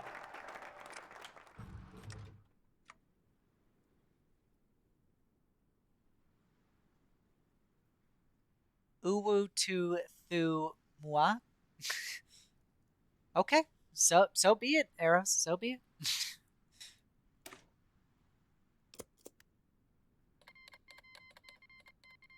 Yep, Linnaeus is going out and conquering more people. Always unsettling. All right, this is going to give us that, finally give us that war goal to be able to attack the rapids so we can go conquer them. So we have some political power, so I'm going to look at appointing a chief of the... oh, wow, you cause a lot of loss of stability there, sir. Well, I guess we'll put you in charge, though, because you give some pretty good other buffs. If anybody has any questions about what's going on right now in the game, please feel free to let me know. I know it may seem like I'm kind of going on autopilot for a lot of this, but you know, it's one of it is kind of just seeing this intro phase of the game and getting our country set up. So we got the ability to promote the trade node of Shady Sands. Basically, by promoting this, we're making it a more important trade center, and by doing that, we're going to increase the amount of money we get per turn, or not per turn, per like quarterly period. So it's always good when we can upgrade it. Unfortunately, yeah, I don't have enough political power. Cranberries. I need 4 more political power to do this. Now we have 4 more political power. This is the advantage of playing it on like the fastest possible speed right now. is it's pretty easy to get this stuff up and running. All right, so we finally got some new divisions. So these 3 guys are now newly raised members of the NCR military. We are going to assign them to our mechanized unit for now until we get more mechanized up and running, and we can start being more, more kind of specific in who we target that army group to be. All right, now that we've got that, let's go for tools. We don't need to do the bad tools because, you know, we're a real country here. We can get better tools.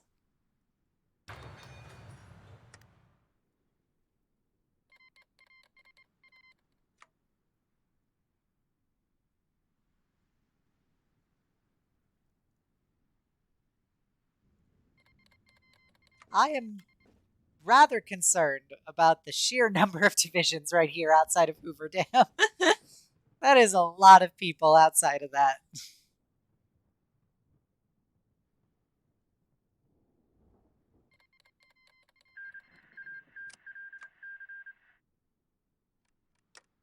Okay, so we're getting very close to getting our annexation for the Rapids.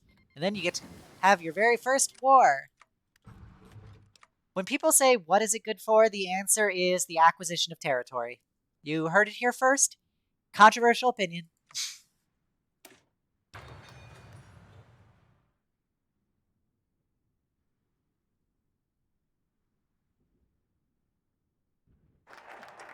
Okay, we got Rapids.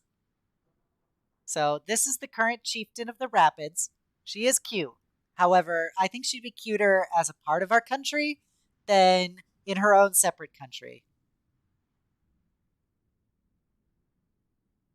Oh my god, Arrows. The seafood diet. Ugh. It's been a while since I've heard that one, and it is just as cringy as every other time I've seen it. Okay, so since we got the war goal set up now, we can slow down the game because we're going to go to war. And it's much better for us to track how this is going to go by when we're not doing it at, quazillion speed. So we're going to declare war.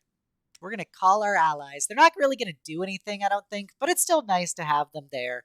I like the moral support. What can I say? All right, so then we get another... Okay, so we have to conquer it first before we can get that.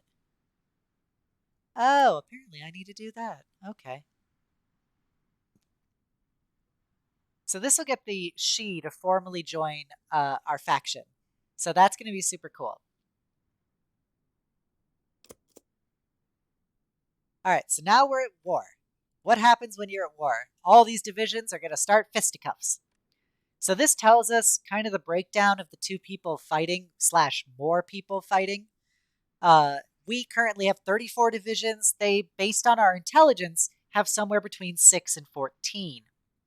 However, we have 99 factories backing us up, while they have 9 to 13.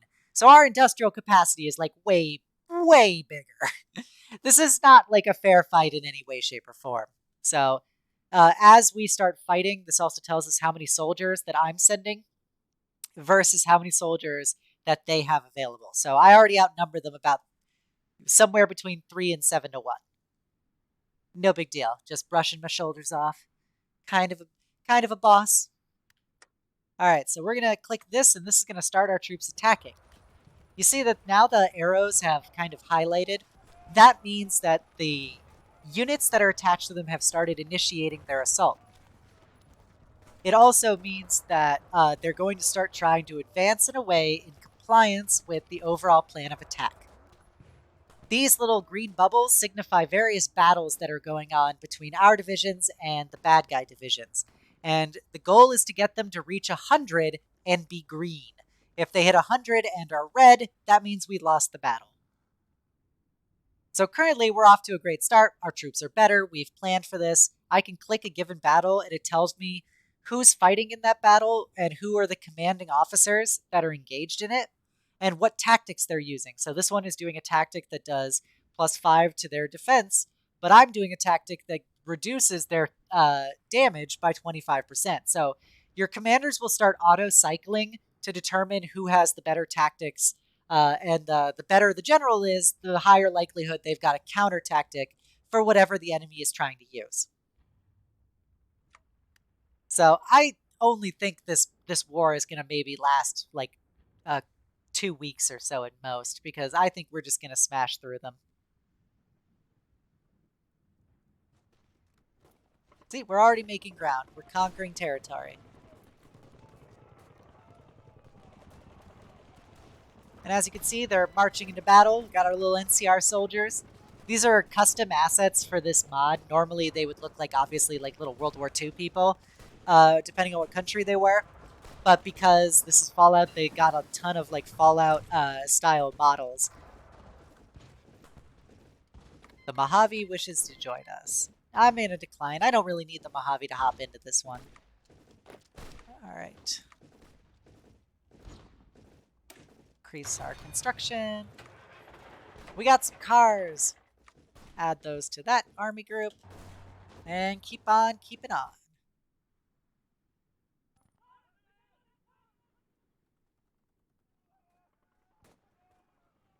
You see that Arrow's highlighting. Arrow says, important as you are unfortunately not what is guiding my troops to victory.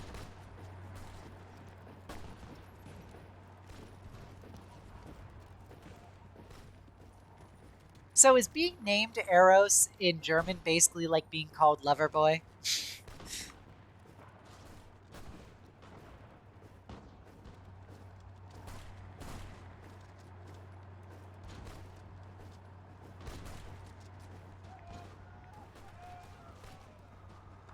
We're getting pretty close to cutting their armies in half, which is going to be real good for messing up their supplies. Because once a unit loses access to like a supply point from its capital, it starts suffering attrition where the supplies that it was originally brought into the war with start deteriorating. Oh, thanks for the follow, Dr. Rivers. Thank you for coming. Thank you for following. Thank you for showing everybody Astolfo, the real victory in this.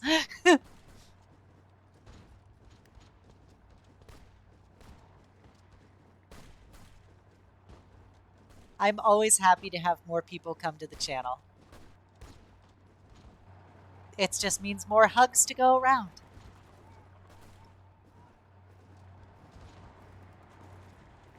Yeah, now that we've broken their morale in the initial phases of the war, we're now just kind of steamrolling them. Because after you get defeated, your organization drops, and it just makes it that much easier to defeat you again until you're able to like rest and re-equip. So let's do some more farming. To give you an idea how this war is going, I've lost 133 soldiers, and I've killed so far 459. So we're very clearly trouncing them. You know what, Eros? Maybe you are supporting my troops. Maybe. Maybe I jumped to conclusions a little soon.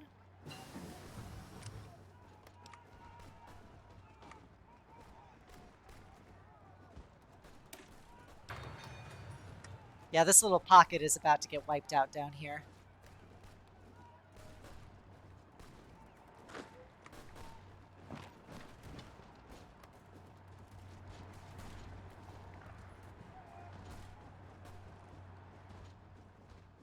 Yay! We cleared out that pocket. Now our troops are going to re-go up to the border and join the main assault going towards Tumbleho.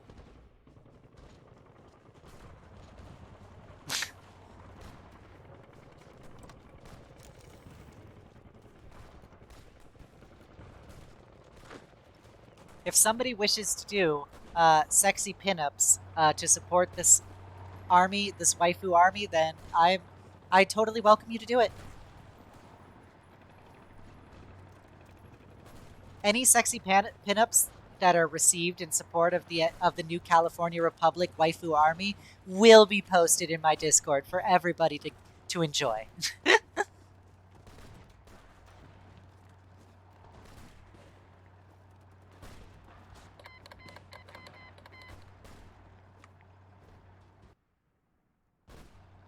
All right, so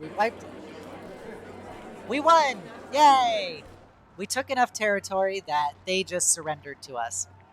So as a part of the peace deal, we have the ability to make them a puppet government, to change their government type to become a democracy, or we just say, heck it, we just take their states. Because I want to take their states, we're gonna take their states. Welcome to the NCR. Mwah, ha, ha, ha. All right, so now we're gonna get ready to go to war with the Divide.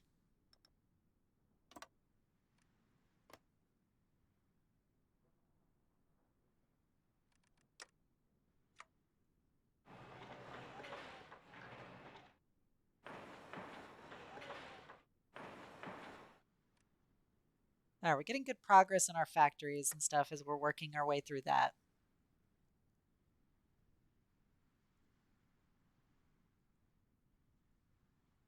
I don't know. If we're not getting pinups to support the waifus, is there really any other kind of war support? I think it's unclear at this point. The jury's still out. Oh, we can cancel that because we're not attacking the Divide yet.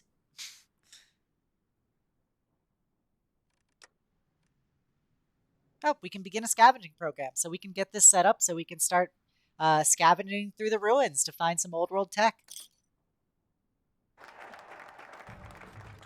All right, the treaty with San Francisco. So now the Shi are going to be offered to join the NCR, and hopefully they come in, because we would love to have them, because that just means more people to hug. Okay, so this basically allows us to start occupying the rapids and sending colonists there to go settle it and civilize it. So I think that's a good idea. You know, it's right up on with the Colorado River, so we should be able to get some nice, refreshing water, which will be great for that southwest heat.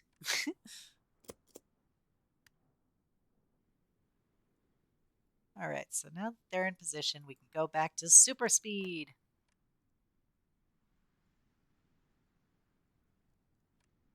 How's our logistics doing? Oh, we need a lot more cars.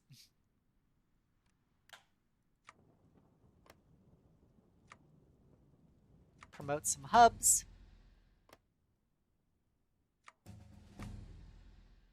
Okay.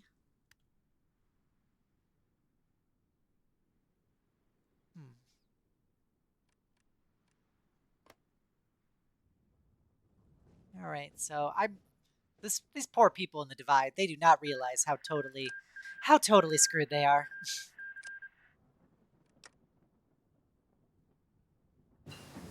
Because, to quote a great meme, oh Lord, he coming. For all my little armies. Yeah, yes, this channel is about being nice. I don't know what made you think otherwise.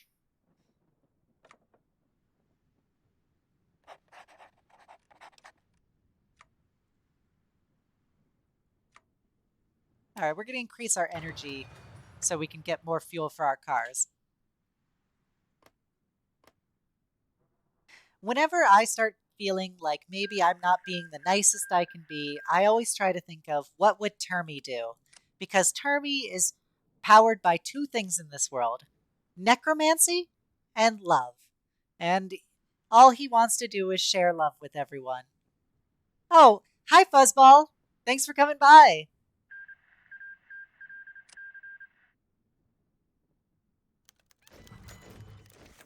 The gun runners want lowered tariffs. So if we do that, we're going to get less money from them, but they'll like us more. So that could be useful. Or we just say, heck 'em. We got like plenty of money coming in, so I don't think this is going to be like catastrophic for us to lower the tariffs on them for about a year. So let's see how that pans out for us. All right, we got more divisions.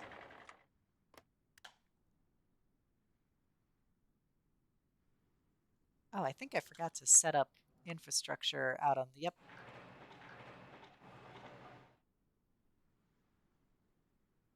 Okay.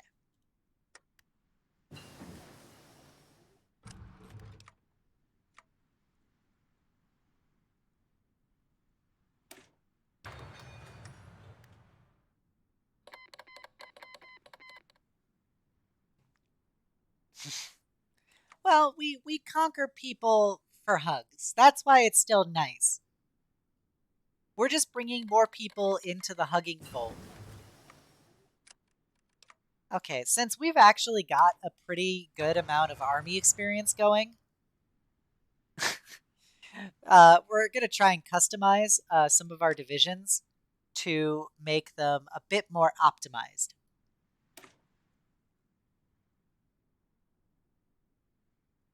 Oh, super cool. Thank you, Fuzzball. I wasn't really totally sure because I was also trying to pay attention to the stream, so I couldn't really figure out what was going on.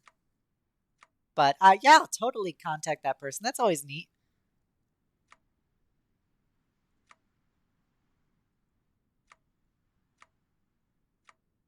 We're gonna try and get our 4x4 set up like right now. All right. And let's get some fire teams to these guys. NCR Rangers. We don't have enough points for that. Cool. Well, now we get to train some NCR Rangers, which will be neat. So because they're special forces, there's a cap on how many we can build at any given point in time. So I try to get them whenever I can, but I wish I could build more. There will be things that allow me to get more later on.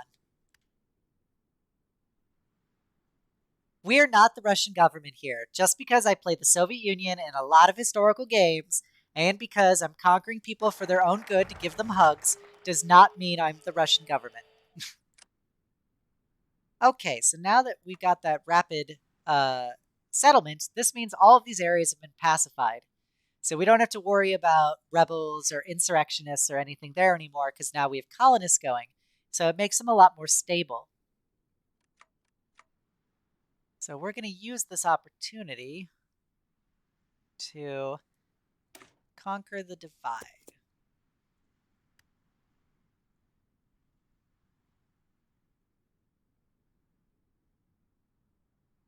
Yeah, because once we get the divide, we can then...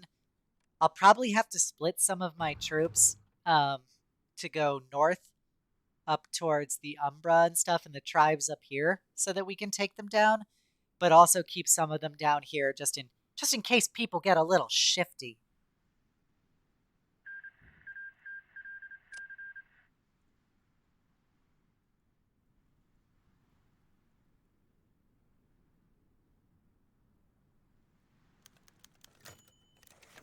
Okay, we've got our scavenger program set up. Now we can send people out into the streets. But I don't have enough equipment, so we actually can't. Not quite yet, because I expanded all my divisions, so that meant that all of my guns are going towards equipping all of my divisions with the new people that have been assigned to them. So it'll be a little bit before our production can get up to the point. Ooh, we are negative a lot of guns. And negative a lot of cars. Oh, well. Sometimes that's just how the cookie crumbles.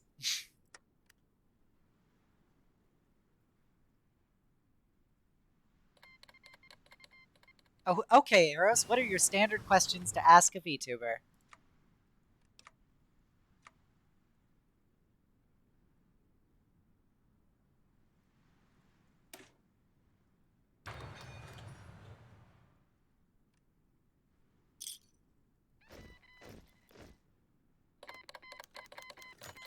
Corruption in Shady Sands?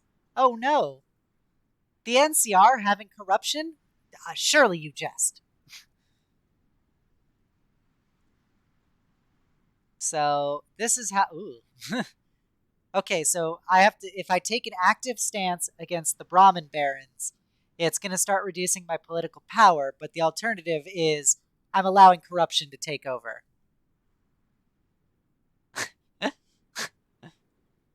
uh, I'm going to be a staunch defender of justice in this game. So we're not going to tolerate corruption in our house. And we've got mole rats.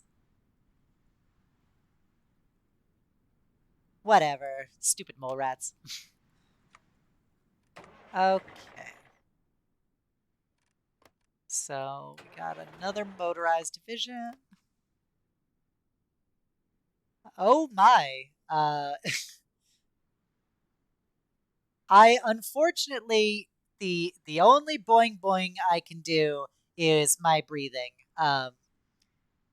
My my model is tragically a little limited in her capacity to boing. I can do a little bit of boing by jostling my head a lot, but it is very difficult to maintain because uh, I have to shake my head a lot. So let me see if I could do a little bit of it.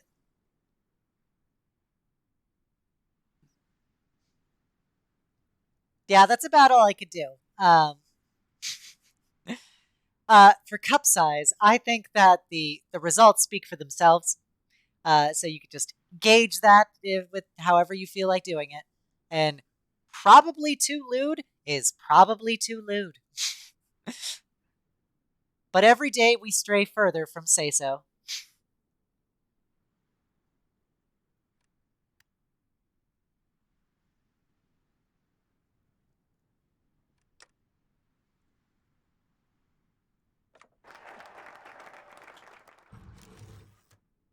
Okay, so that should have given us the ability to go to war with the Divide. So we're going to get ready to do that in a moment. I'm just trying to see if there's any generals we want to put in charge.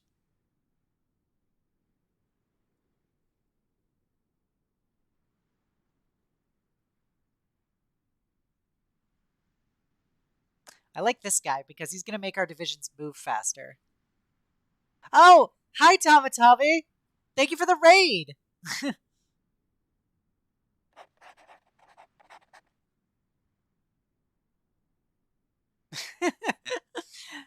Yeah, we are just about to go to war, so you and everyone else came at a great time. Hi, Illy.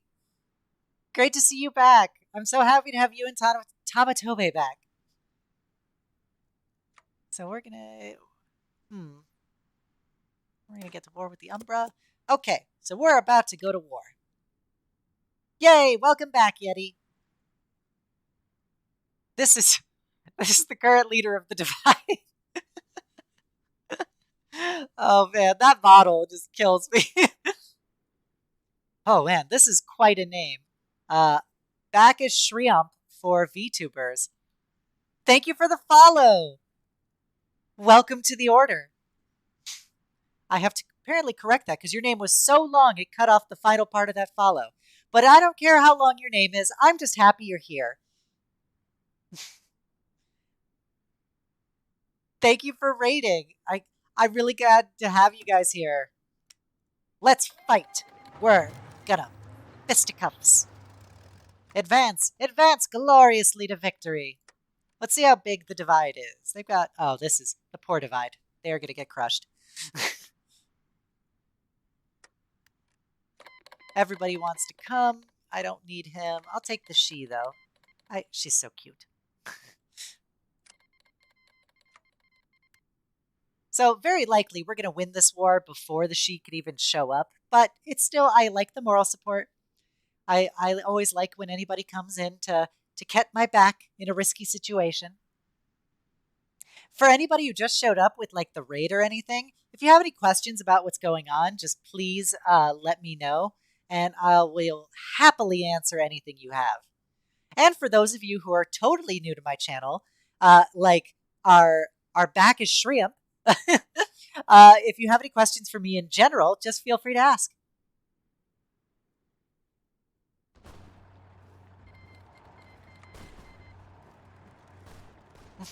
Oh, thank you for the little heart.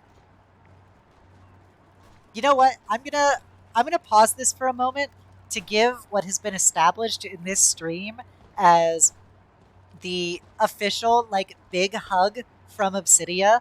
So just know, back of Shriump and Tamatobe, that I'm sending you both an enormous hug from across the stream.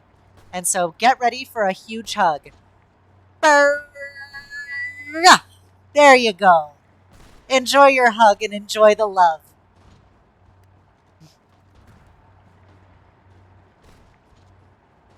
And thank you for the little hearts. If you want more hugs, please feel free to continue watching. And of course, you can also check out my Discord that is posted in my Twitch information. It is small but fierce. Well, I'm not going to leave Illy out of this either. Illy, I'm going to give you a nice big hug too. Get ready for the hug. I hope you enjoyed that hug. Oh, it's okay, Tama. You can lurk if you want.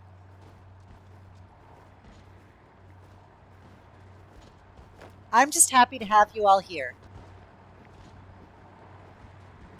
Oh man. Hi, Greerzilla. Thank you for coming.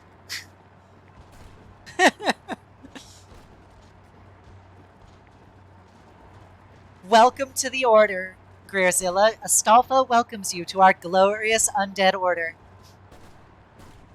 First question. No, I am not supported by the Russian government. Oh, Bunny Bear's hosting me now. I feel so popular all of a sudden. Thank you all.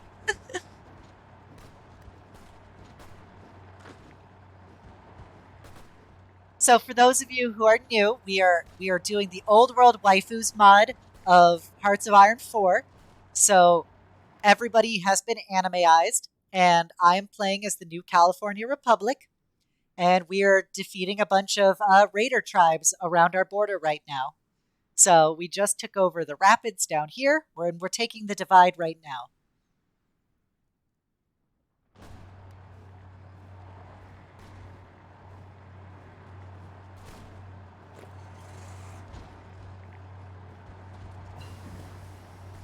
You know what, Fuzzball?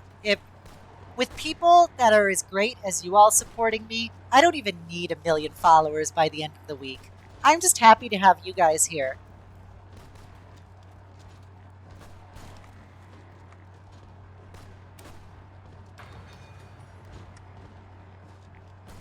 All right. Good night, Tama. Thank you so much for coming with your raid.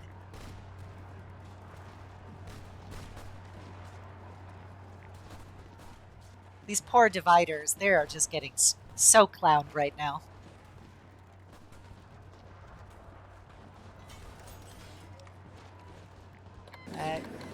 They surrendered! Yay!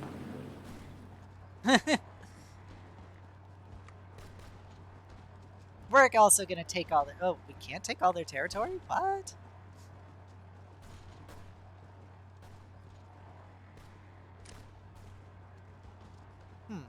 Well, let's try this.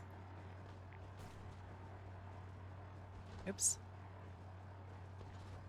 Okay. Okay, we got it settled.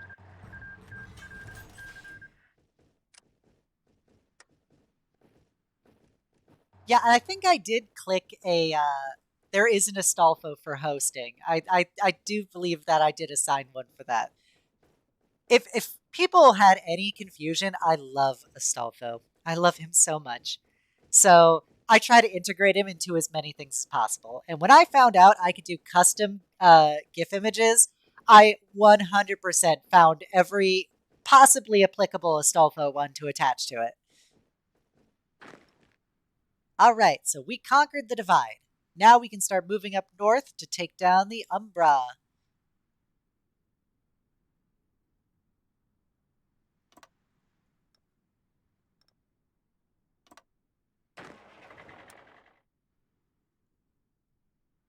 So we're going to set up some borders so we can set up some offensive lines to get ready to take these suckers down.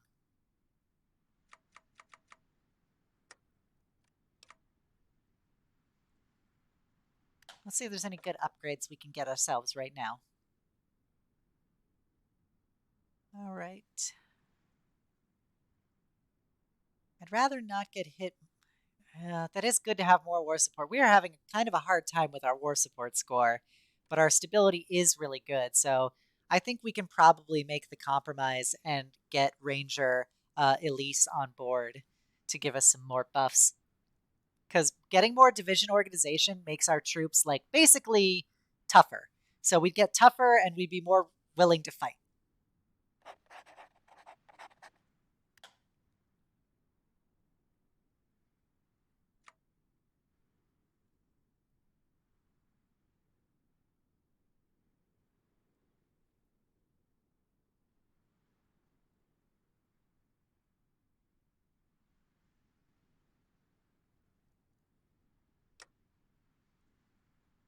Oh, speaking of Manifest Destiny, we even have the ability to just research Manifest Destiny. So I was not bamboozling you at the start of the stream when I said we were going to manifest some destiny.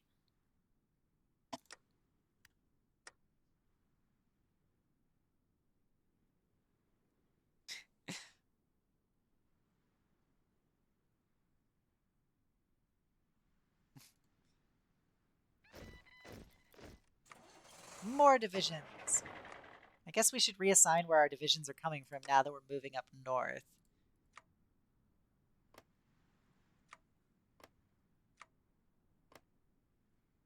All right.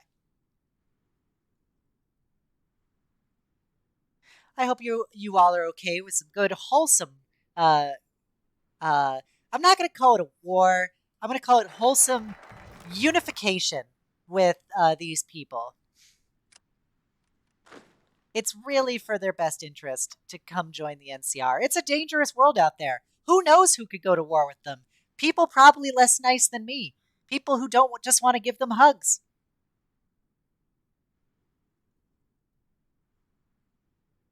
Oh, well, I'm sorry if you're lost watching. If there's anything you want me to explain to you, just, please feel free to ask.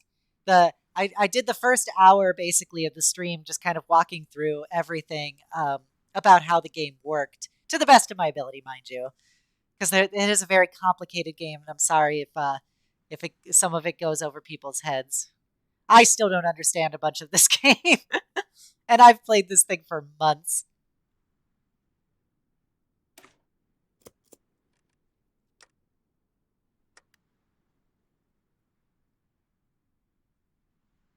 Oh, well, I'm sorry, Eros. They're not custom divisions. They're custom armies. So currently, we've got 2 custom armies set up.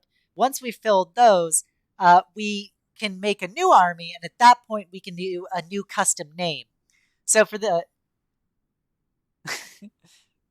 for the new for the people who've joined, we took some views from you guys, and so we have named two divisions. Two armies. We have the Terminators, named after my faithful flying skull, brought to you by Bunny Bear, and then we've got the Leggy Lasses, which was by Fail. So if people have suggestions in a few more divisions, we will be able to make a new army. And with that, we can have a new custom name. Since these guys have some experience, I'm going to upgrade them.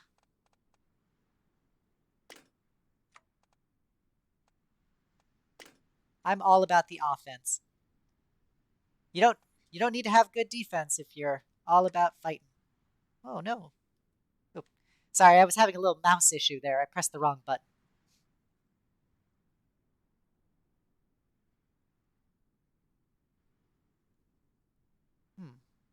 There we go. Just 1 second. My mouse is acting up a little. I gotta correct it.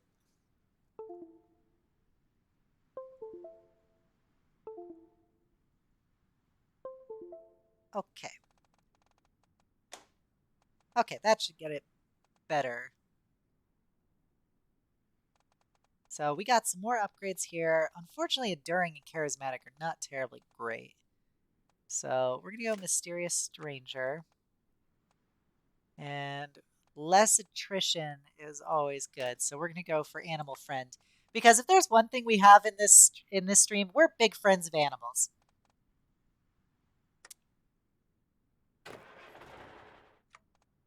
I love all the little animals. My hugs are not backed by 50 cals. There might be 50 cals in the proximity of a hug, but trust me, they're not dangerous. They're not there to hurt you. They're there to protect the moment of hugging.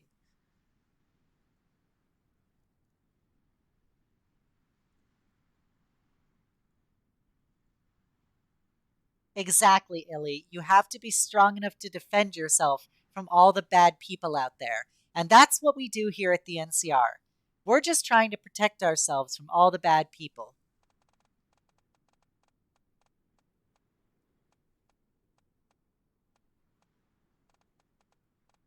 So these are various upgrades that, since it's the commanding officer, she's going to give these upgrades to all the armies underneath her. So guess what? More attack.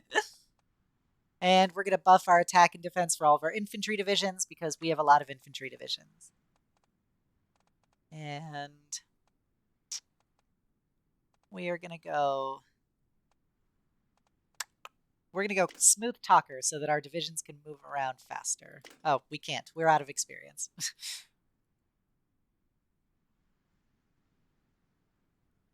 Oh, I'm sorry about the office spraying, Schmendrick, but I'm glad you're back again.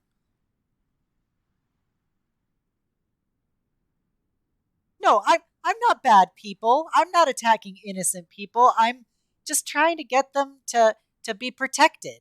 Unfortunately, they don't realize that they need my protection. It's like when your mom tells you that you need to go wear a coat because it's cold, and you're like, "No, I don't need to wear a coat." And then she makes you wear the coat anyway. That's basically what we're doing here.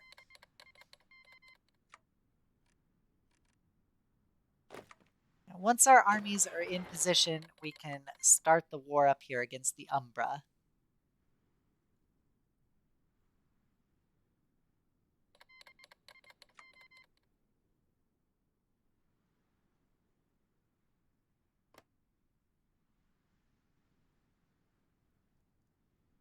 You know, when I first read The Office Spraying, I thought it was Office Spaying, and I was like, is your office being neutered right now? I have more questions than I feel like I was given answers.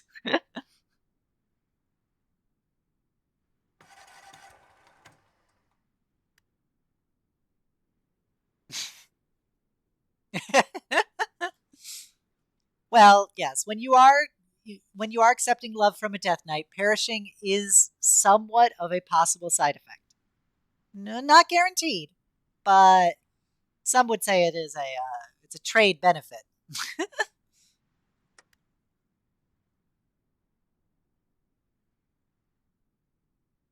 Okay, looks like just about everybody is set up, so we can.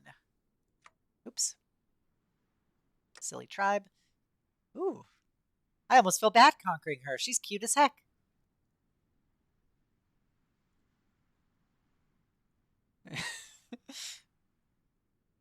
Well, you know what, Illy? Though that is a very valid point. It's not a perfect analogy, but it is the best we can do. I assure you, the Caesar's Legion's worse. But I feel bad for attacking this bunny girl. She's like super cute.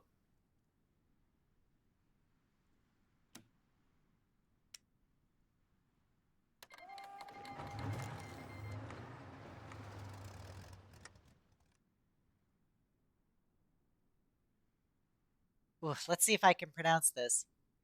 Uh, Verschi Verschilimbeson?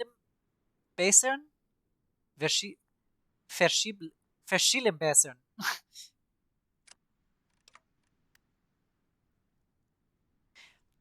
That is true. Any negative side effects of these coats is definitely compensated for by they can always come back from the dead as undead, and so really nobody's gone. There's no real net loss. And what did life even do for you anyway?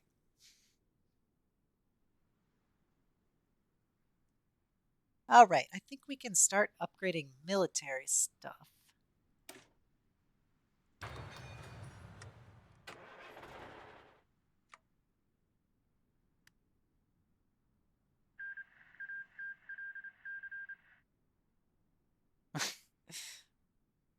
It is true. Attacking anime girls is much more difficult. I feel a lot more moral strain when attacking anime girls.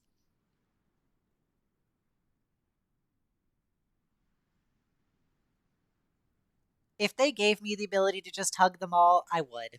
But unfortunately, it didn't play out that way. So here we are.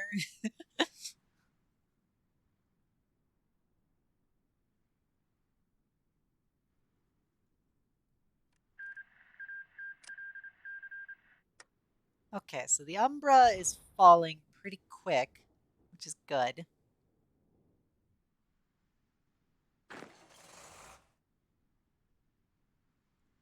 So we can be able to end the war quick, make it so less people die. Wow, that's a very bloodless. Oh, geez, that war just skyrocketed. Oh, it's probably because I took out a pocket.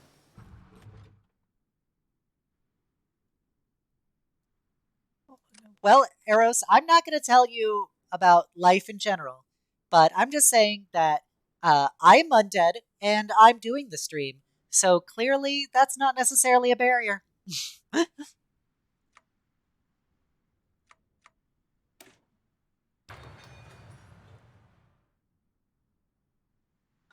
Well, the Desert Rangers wants to send troops to help me out.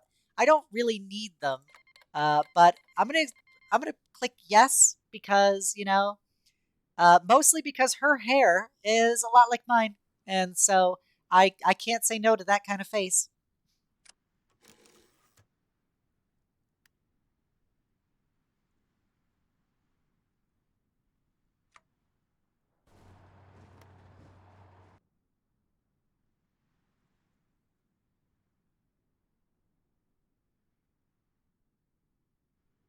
And at the end of the day, Arrows, I'm just happy you're watching my streams, no matter what status of living you may be. We are equal opportunity in this channel. We don't discriminate based on heartbeat.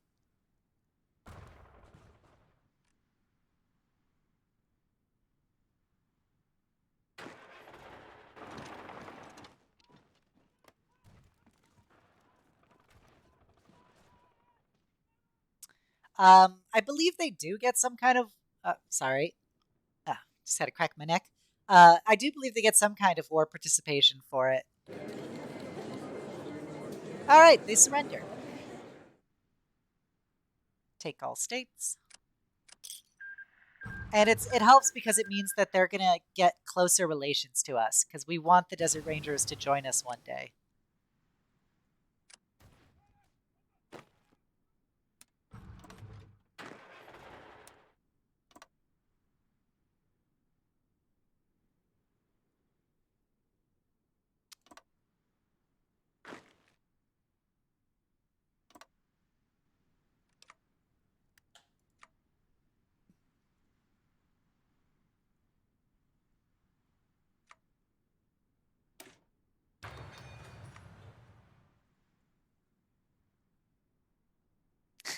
I you know, Eros, it means a lot to me that you come out for my streams.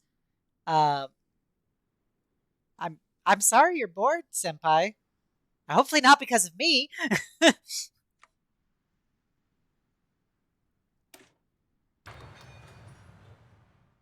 But it means a lot to me, Eros, that I know how late it is for you and that you come watch my stream anyway.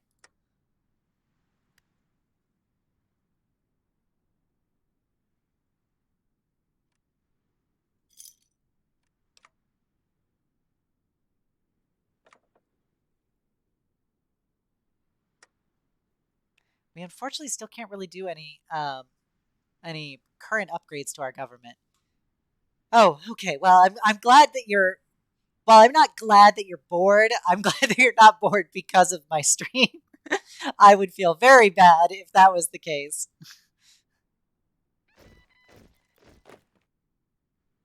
Okay. Got some NCR Rangers out here. Make a new army. We're going to assign Ranger Commander Martin.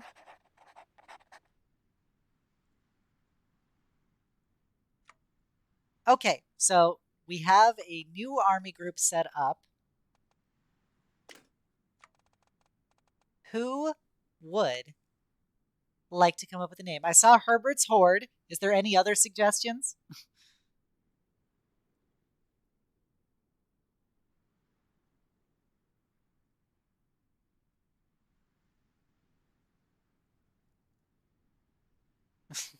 Well, I'm sorry if it bores you, senpai. Um, we're going to be doing something different on Friday. We're going to be playing Skyrim, so that should be a little spicier for people. I look forward to hearing how people will want my character to go and do things. Um, I want to see how Obsidia I can make my character. What's the closest thing to a Death Knight I can do?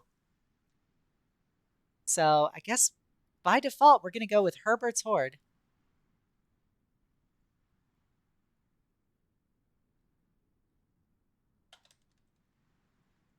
Ta-da!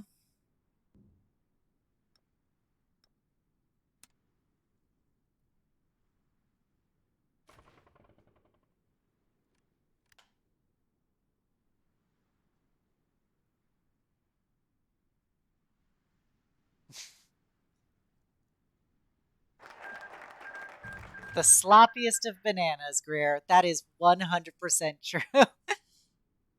Well, yeah, I can get why lying in bed would be nice, Eros. I hope you find my voice soothing.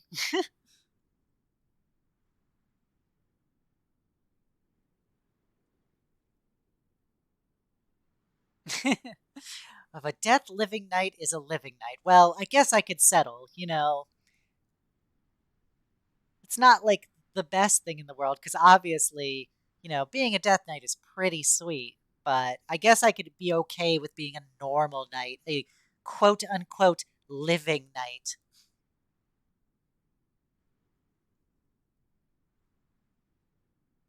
Okay, so we're gonna go negotiate for scrap heap and tea kettle. Apparently, that is a pair of territories that we can buy. Oh, jeez, jeez, senpai, you're hitting me hard right now.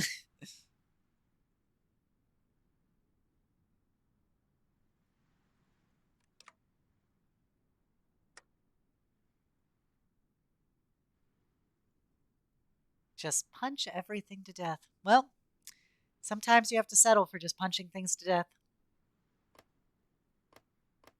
They're very forceful hugs at that point.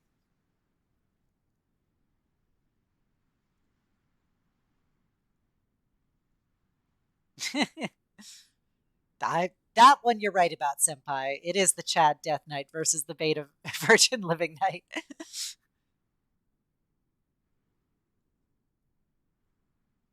Oh, thank you, Arrows.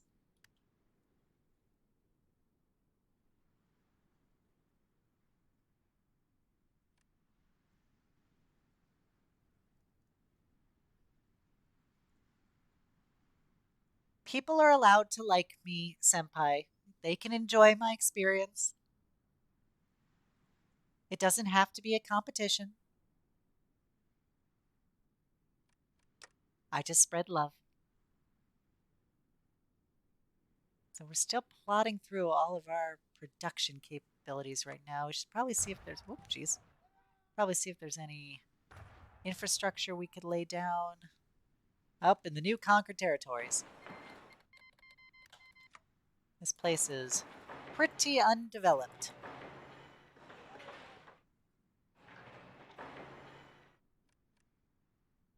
Okay.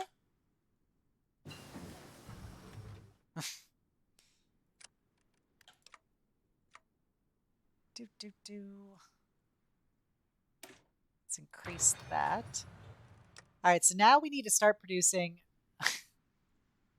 Now we need to start producing some riot gear. The reason why riot gear is important is because now that people are getting unified without necessarily having a solution to making them automatically join the NCR, they're going to be a little resistant to the new management.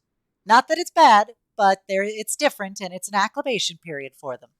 So in order to get them adjusted, we're going to start building riot gear, which is really just protection so that we can give them the appropriate amount of hugs.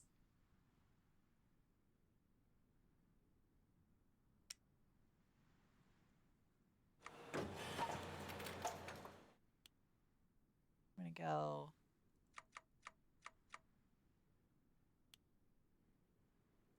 There we go. So we'll start getting that up and running.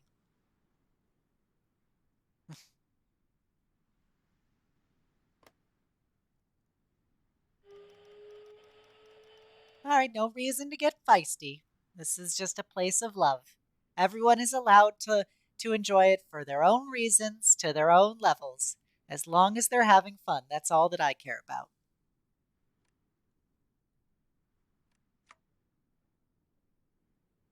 Okay, so currently we've got a bunch of resistance. We need to, oh, that's because we don't have any kind of occupation here.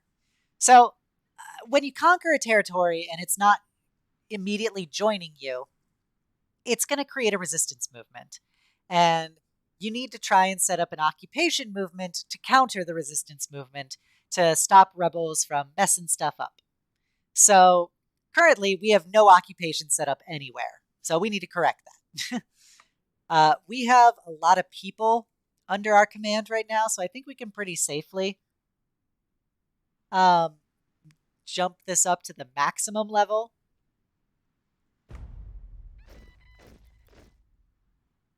Oh, geez. We need a lot of divisions of militia. What do I not have enough of? Infantry equipment. Okay. All right, so we need to build more guns to be able to appropriately garrison all these places, but we're on the road to success, and that's the important part.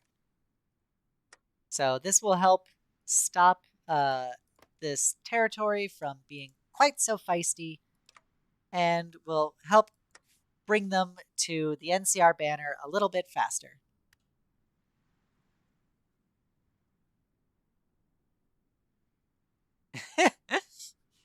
I like where your head's at, Illy. That is a strategy.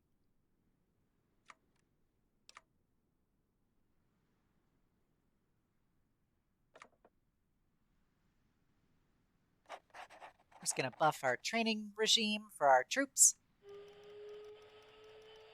Ensure they get the best.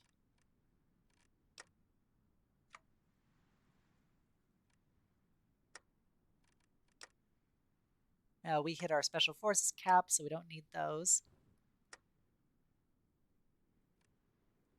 Yes, you are right, Senpai. We do have a Discord. Small but fierce. Feel free to join.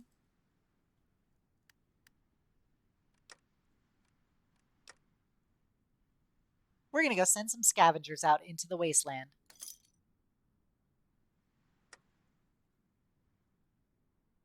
Hopefully we get some good stuff back.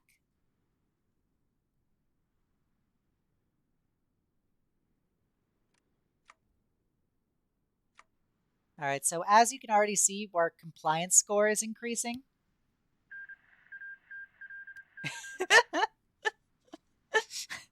Yep, you gaze upon the fierce face of your eternal conqueror. This is the face of progress.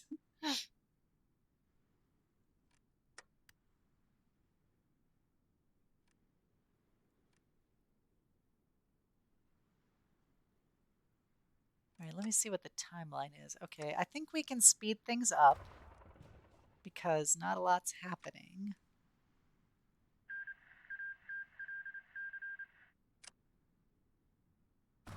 So currently the Mojave territories are taking down the Mojave Brotherhood. Like, because there's that Brotherhood of Steel chapter um, from Fallout New Vegas, which is based there. So they're launching the big attack against them. You know, Senpai, you're the second person tonight to talk about me in relation to the Russian government. So,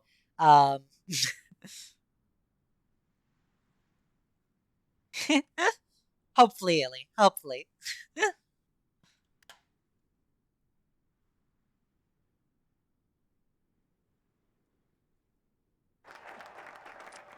Okay, so we've got the tea kettle. We're gonna go fund the Crimson Caravan, get some more cash coming in, so we can manifest that destiny. Now we're gonna see what this decision is that we can do now. Is it a development project? No.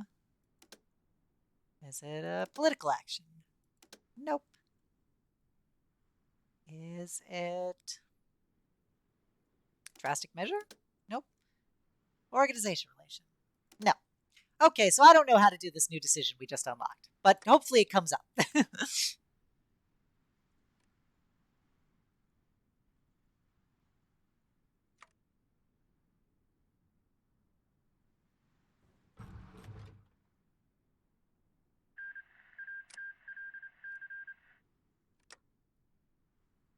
Okay, so we're still we are getting much smaller on our money profits right now, so things are getting a little feisty when it comes economically. So we got to be keeping our eye out on that to make sure that we don't go into debt.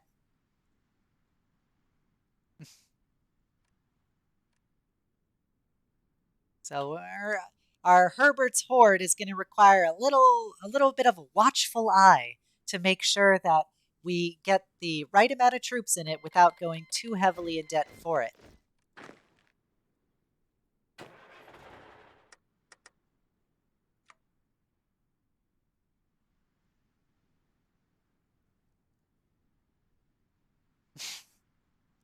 No, no, no, not communist. We are democracy. We even did an event that gave us more democracy.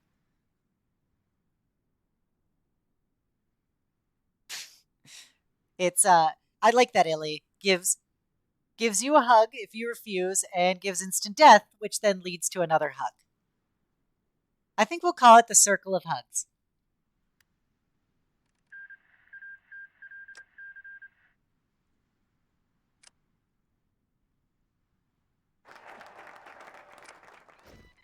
All right, I think we can start going to Manifest Destiny now.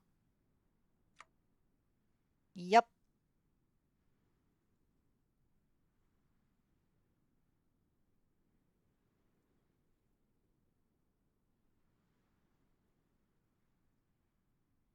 Huh, interesting. Okay. Got some cars. So we're going to play around with this. We're going to move around some of these infantry divisions. Democratic Obsidia for 2020-76. I like it. We already had the...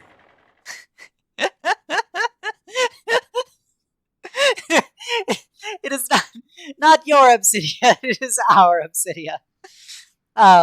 I'll actually post in the Discord after this the picture. Actually, I'm just gonna do it right now because uh, in the thumbnail I did for this video, or for this like stream, we had the Obsidia wearing the beret and the coat. That's originally I made that so that for when I do historical games, I'd have a little like little Soviet person for me. But the best part about it is definitely that there is a big starburst behind it because I actually sent the artist like a Russian propaganda thing for it. I just posted it in the Discord. I'll move it to the art section later. I'm just doing it because I'm streaming currently. But all right, so we got some more cars. Then we got some more moving these guys over to here.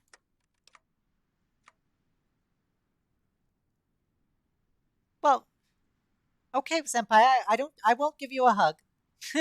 Yeah, I'm not gonna force my hug on you. You just know that I'm sending you as much love from afar as possible without hugging you.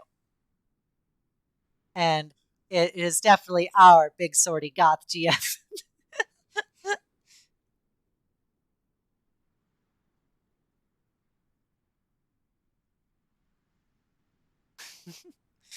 It's democracy where you only vote where only where only Obsidian vote. Yep, you know, uh, some would say I win 100% of elections where the ballots list only Obsidia as a choice for government. Start getting some LMGs up in here. Okay, cool, senpai. Do some drawing. Whatever makes you happy.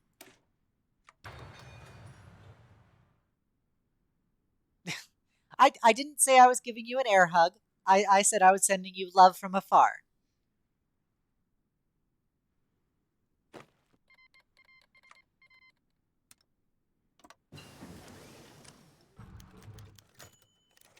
Oh, first of all, oh my gosh. Deathclaws ate my scavenger team. What a great beginning to our scavenger career here. Secondly, that is the cutest Deathclaw ever. I'm just saying.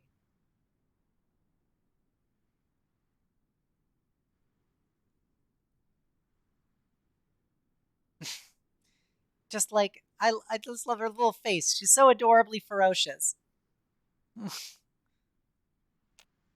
Too bad our men got eaten.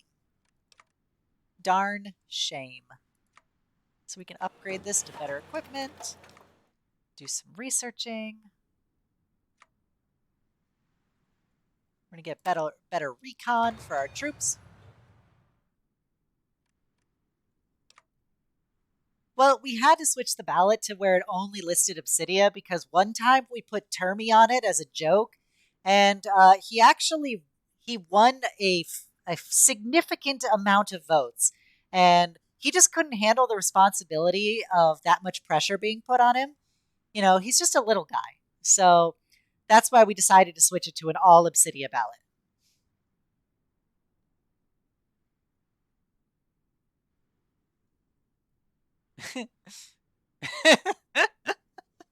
Yep, that would be a ferocious death claw. If you ever saw that, it would lure you to a false sense of security and give you a little nom nom.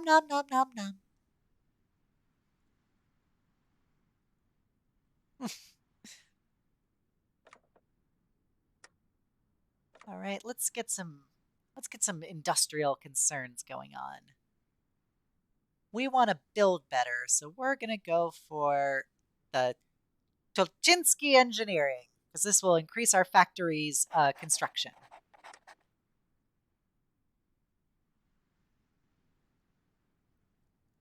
I don't know if getting eaten by a death claw is better than getting hugged to death.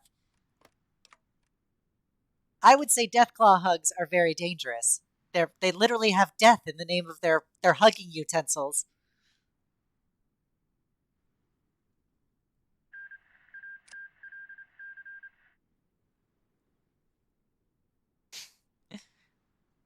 Roar, Roar. Little scary Deathclaw.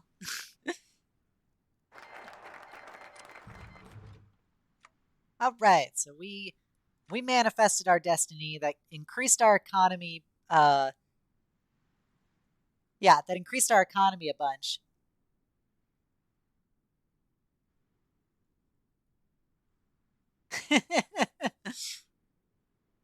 Well, I'm already the eternal lady in my Discord, and I'm not gonna pressure Graph into making me anything other than what I am.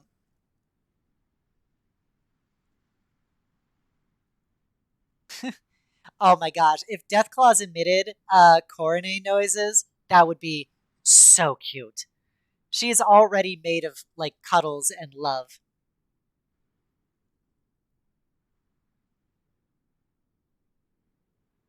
And yes, we do not in fact kink shame here, but it didn't seem like anybody was throwing any kink accusations around.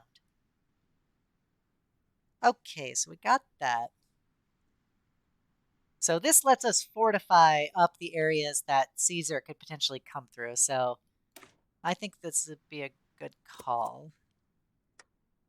Yeah, imagine finding that little death claw in your backyard, like curled up in like a berry bush. Oh my god, it would be so cute.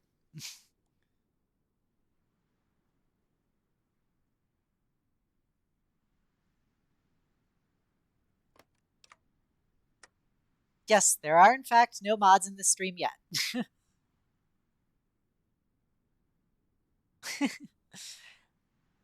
Bunny Bear is going to be a mod when I have a little bit of breathing room to give it to her. Somebody should do fan art of Corday the Deathclaw. I would love to see that. Yep. Unpause.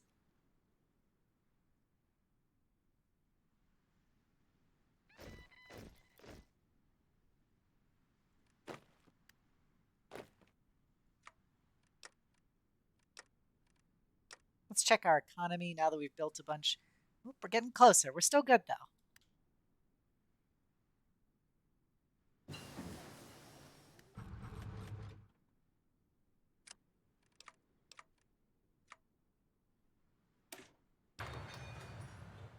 Thank you, Fail. I've been doing my best.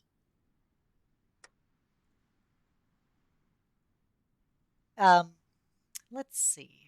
Let me try something right now.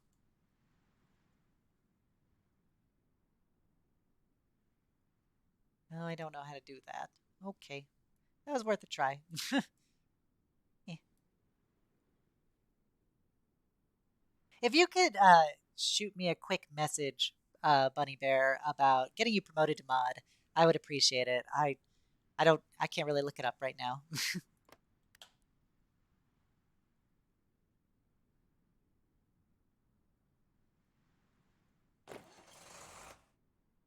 Yeah, I was kind of surprised when I set up the Discord that I managed to get like two spam bots in like when there were only like three people in the Discord.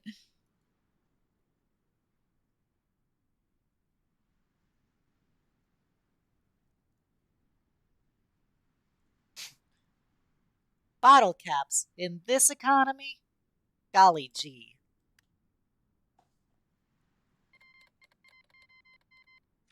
I was like, I think pretty much the Discord was just Illy and I and like Yeti, and we had some spam bot advertising for this hentai like flash game virus fest basically, and I was like, wow, I cannot believe that I already got somebody like this in my Discord.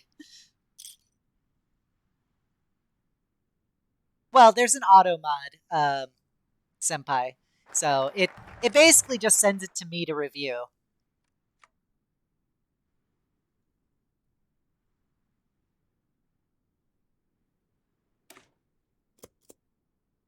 All right, we're gonna start doing some border wars up north, try and annex some more people. I think though that we are like at a good point where we can actually just like bring these people on as puppet democracies rather than conquering them outright.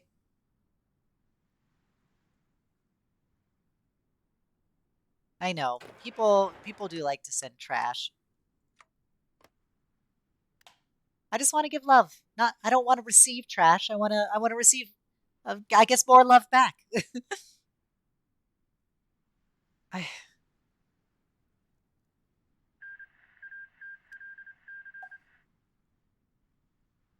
I'll tell you what. Friday during the Skyrim stream, but before the end of the stream, I will do an Ara Ara. Okay? But I'm telling you guys, don't set your sights too high here. Um, I'll do my best, but I don't really have an Ara Ara voice.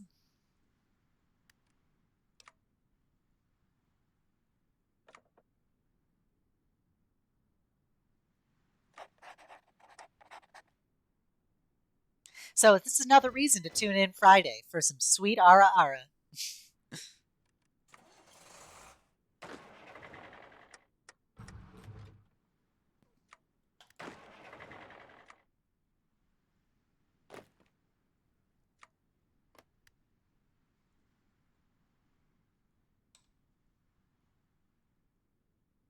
Aw.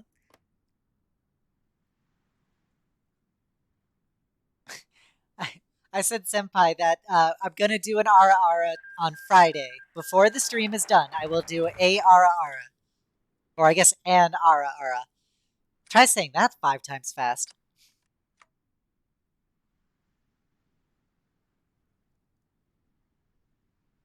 Okay, so since we finished that, we should start going into some other things.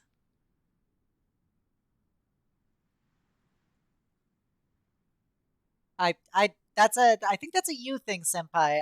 I don't think that's a the stream as a whole. All right, so we can upgrade the boneyard, or we can try and get some more industrialization.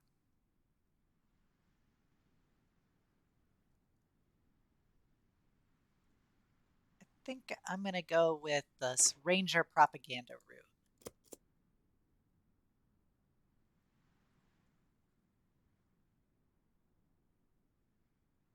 Okay.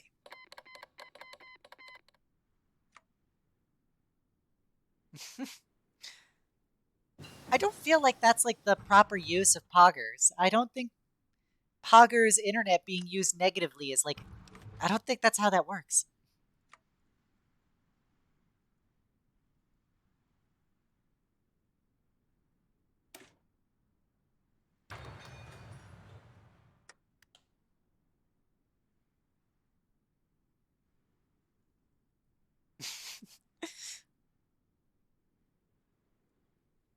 Sometimes that be how the internet be.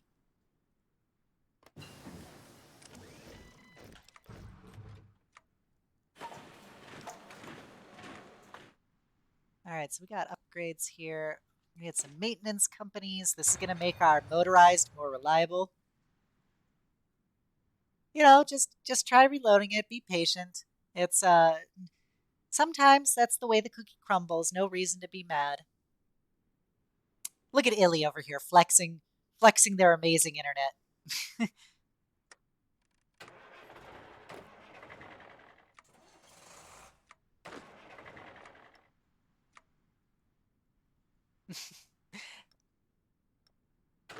Okay, so that I'm getting a lot of divisions, and I don't think I need this many divisions.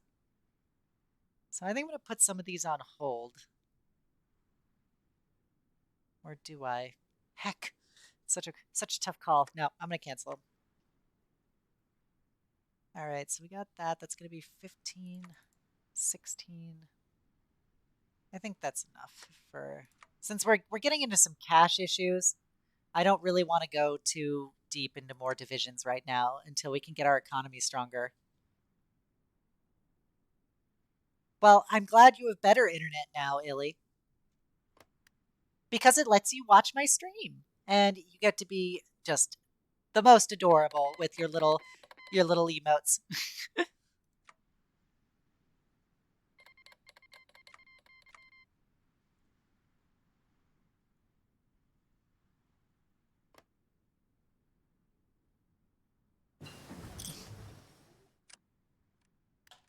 I think Schmendrick has gone so quiet because he's probably searching for somebody to commission Deathclaw Coronet.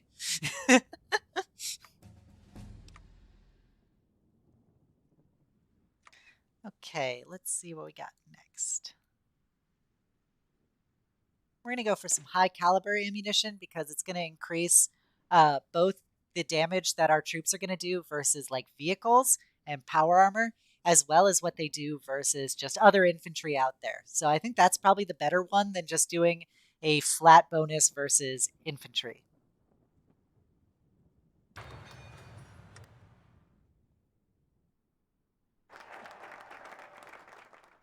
All right, got some upgrades. We got that Ranger HQ. We're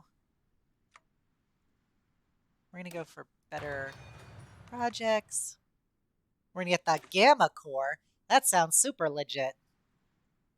Oh, Silent Warlock! Yay! Thank you for coming and raiding with a party of one. Welcome to the stream.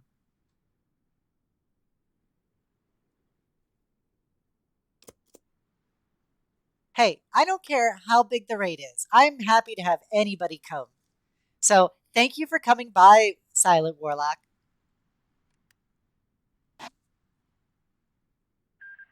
We're currently dealing with the struggles of people's internet problems. What the Legion is messing with me. Heck, this is not what I saw coming.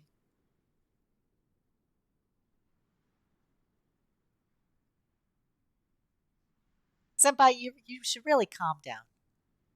Oh, thank you for hosting me with one viewer, Illy. I appreciate it.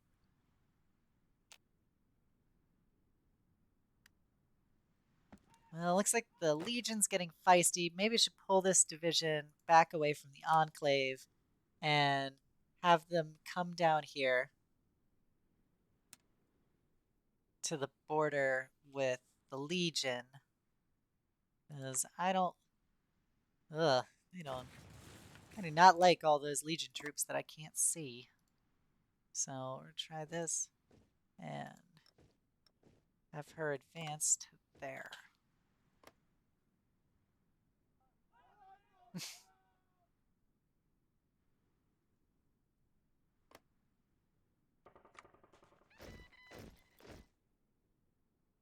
Well, Automod is here to do its job until it can be replaced.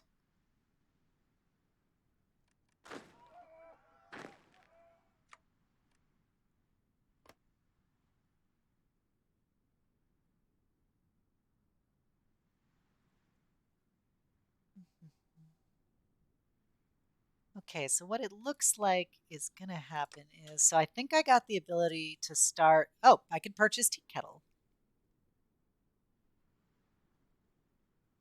Living off the tea kettle.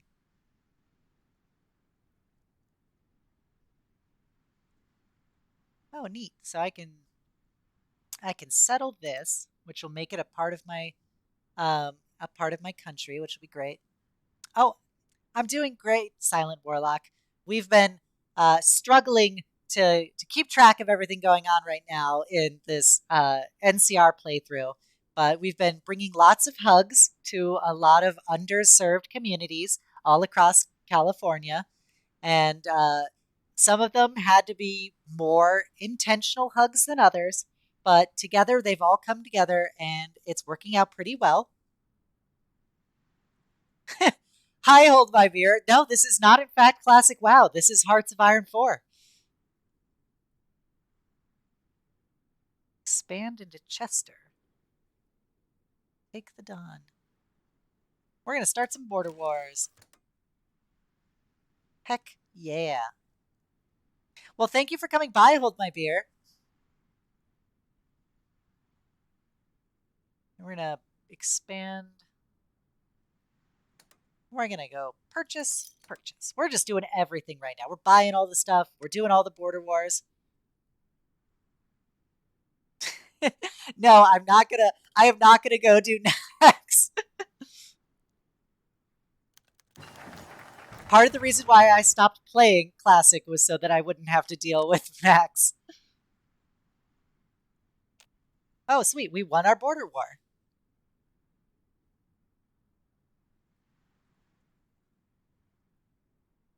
I told you I would probably come back for TBC when I will be a gorgeous stacked Blood Elf Paladin ready to heal everybody going into the Outlands, but I don't really need to do Naxxramas at this point.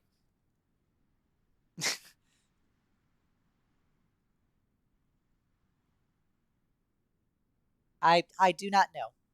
I don't know, Senpai. I just work here. Do do do. We got the Gamma Core, so we have some super mutants now that are going to be fighting for us, which is kind of cool. So we'll assign them down here, since everyone else is fighting a border war right now.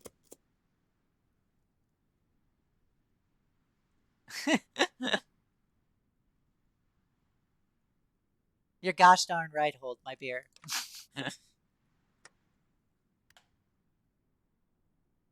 My yeah, I'm gonna unfortunately be retiring Slanish, my beautiful troll shaman, when TBC comes out, and instead I will come in as hopefully some variant of Obsidia as my gorgeous Blood Elf Paladin.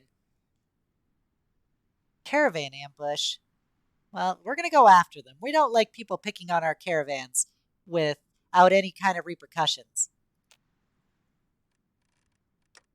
Oh geez, I just saw I'm negative 278,000. When did this happen? I think I clicked something I wasn't supposed to. Well, on that note, I think this is probably a pretty good place to uh, to end the stream because it's just about 9:30. So I just wanted to say we could pick this up at another time. And hopefully by then I will have figured out what went wrong economically. I think it's because I bought somebody. But regardless, I think that's enough. We did it. Okay, we are on Iron Man, so it autosaves. So I don't need to do that. But thank you guys so much for coming to my stream today and watching the Hearts of Iron 4. I hope you enjoyed it. Um, if if you did, please feel free to come again on Friday. We're going to be playing Skyrim. It's my first time really doing Skyrim, so it should be exciting. Uh, if you were unaware, I do have a Discord that is connected in my uh, Twitch information. It also has my Twitter, and between those, you can stay pretty well up to date on what kind of games I'm going to be playing, when I'm going to be streaming, and just kind of have conversations with me as you want. I I can never see you later. Hold my beer. Your timing is impeccable. Thank you for coming by. Um, so, with all of that into consideration, I just want you all to know that once again, it means so much to me that you guys come out to watch me play. I hope you enjoyed Hearts of Iron. If you have any suggestions of other games you'd like me to do, please feel free to message me in the Discord, or you can always post it in the Twitch chat and everything. But probably the Discord's the best way to do it, and I will totally look into any games that you would want to see me play. Uh, Once again, I love you all so much, and I hope to see you again on Friday. And have a great night to all of you. Bye.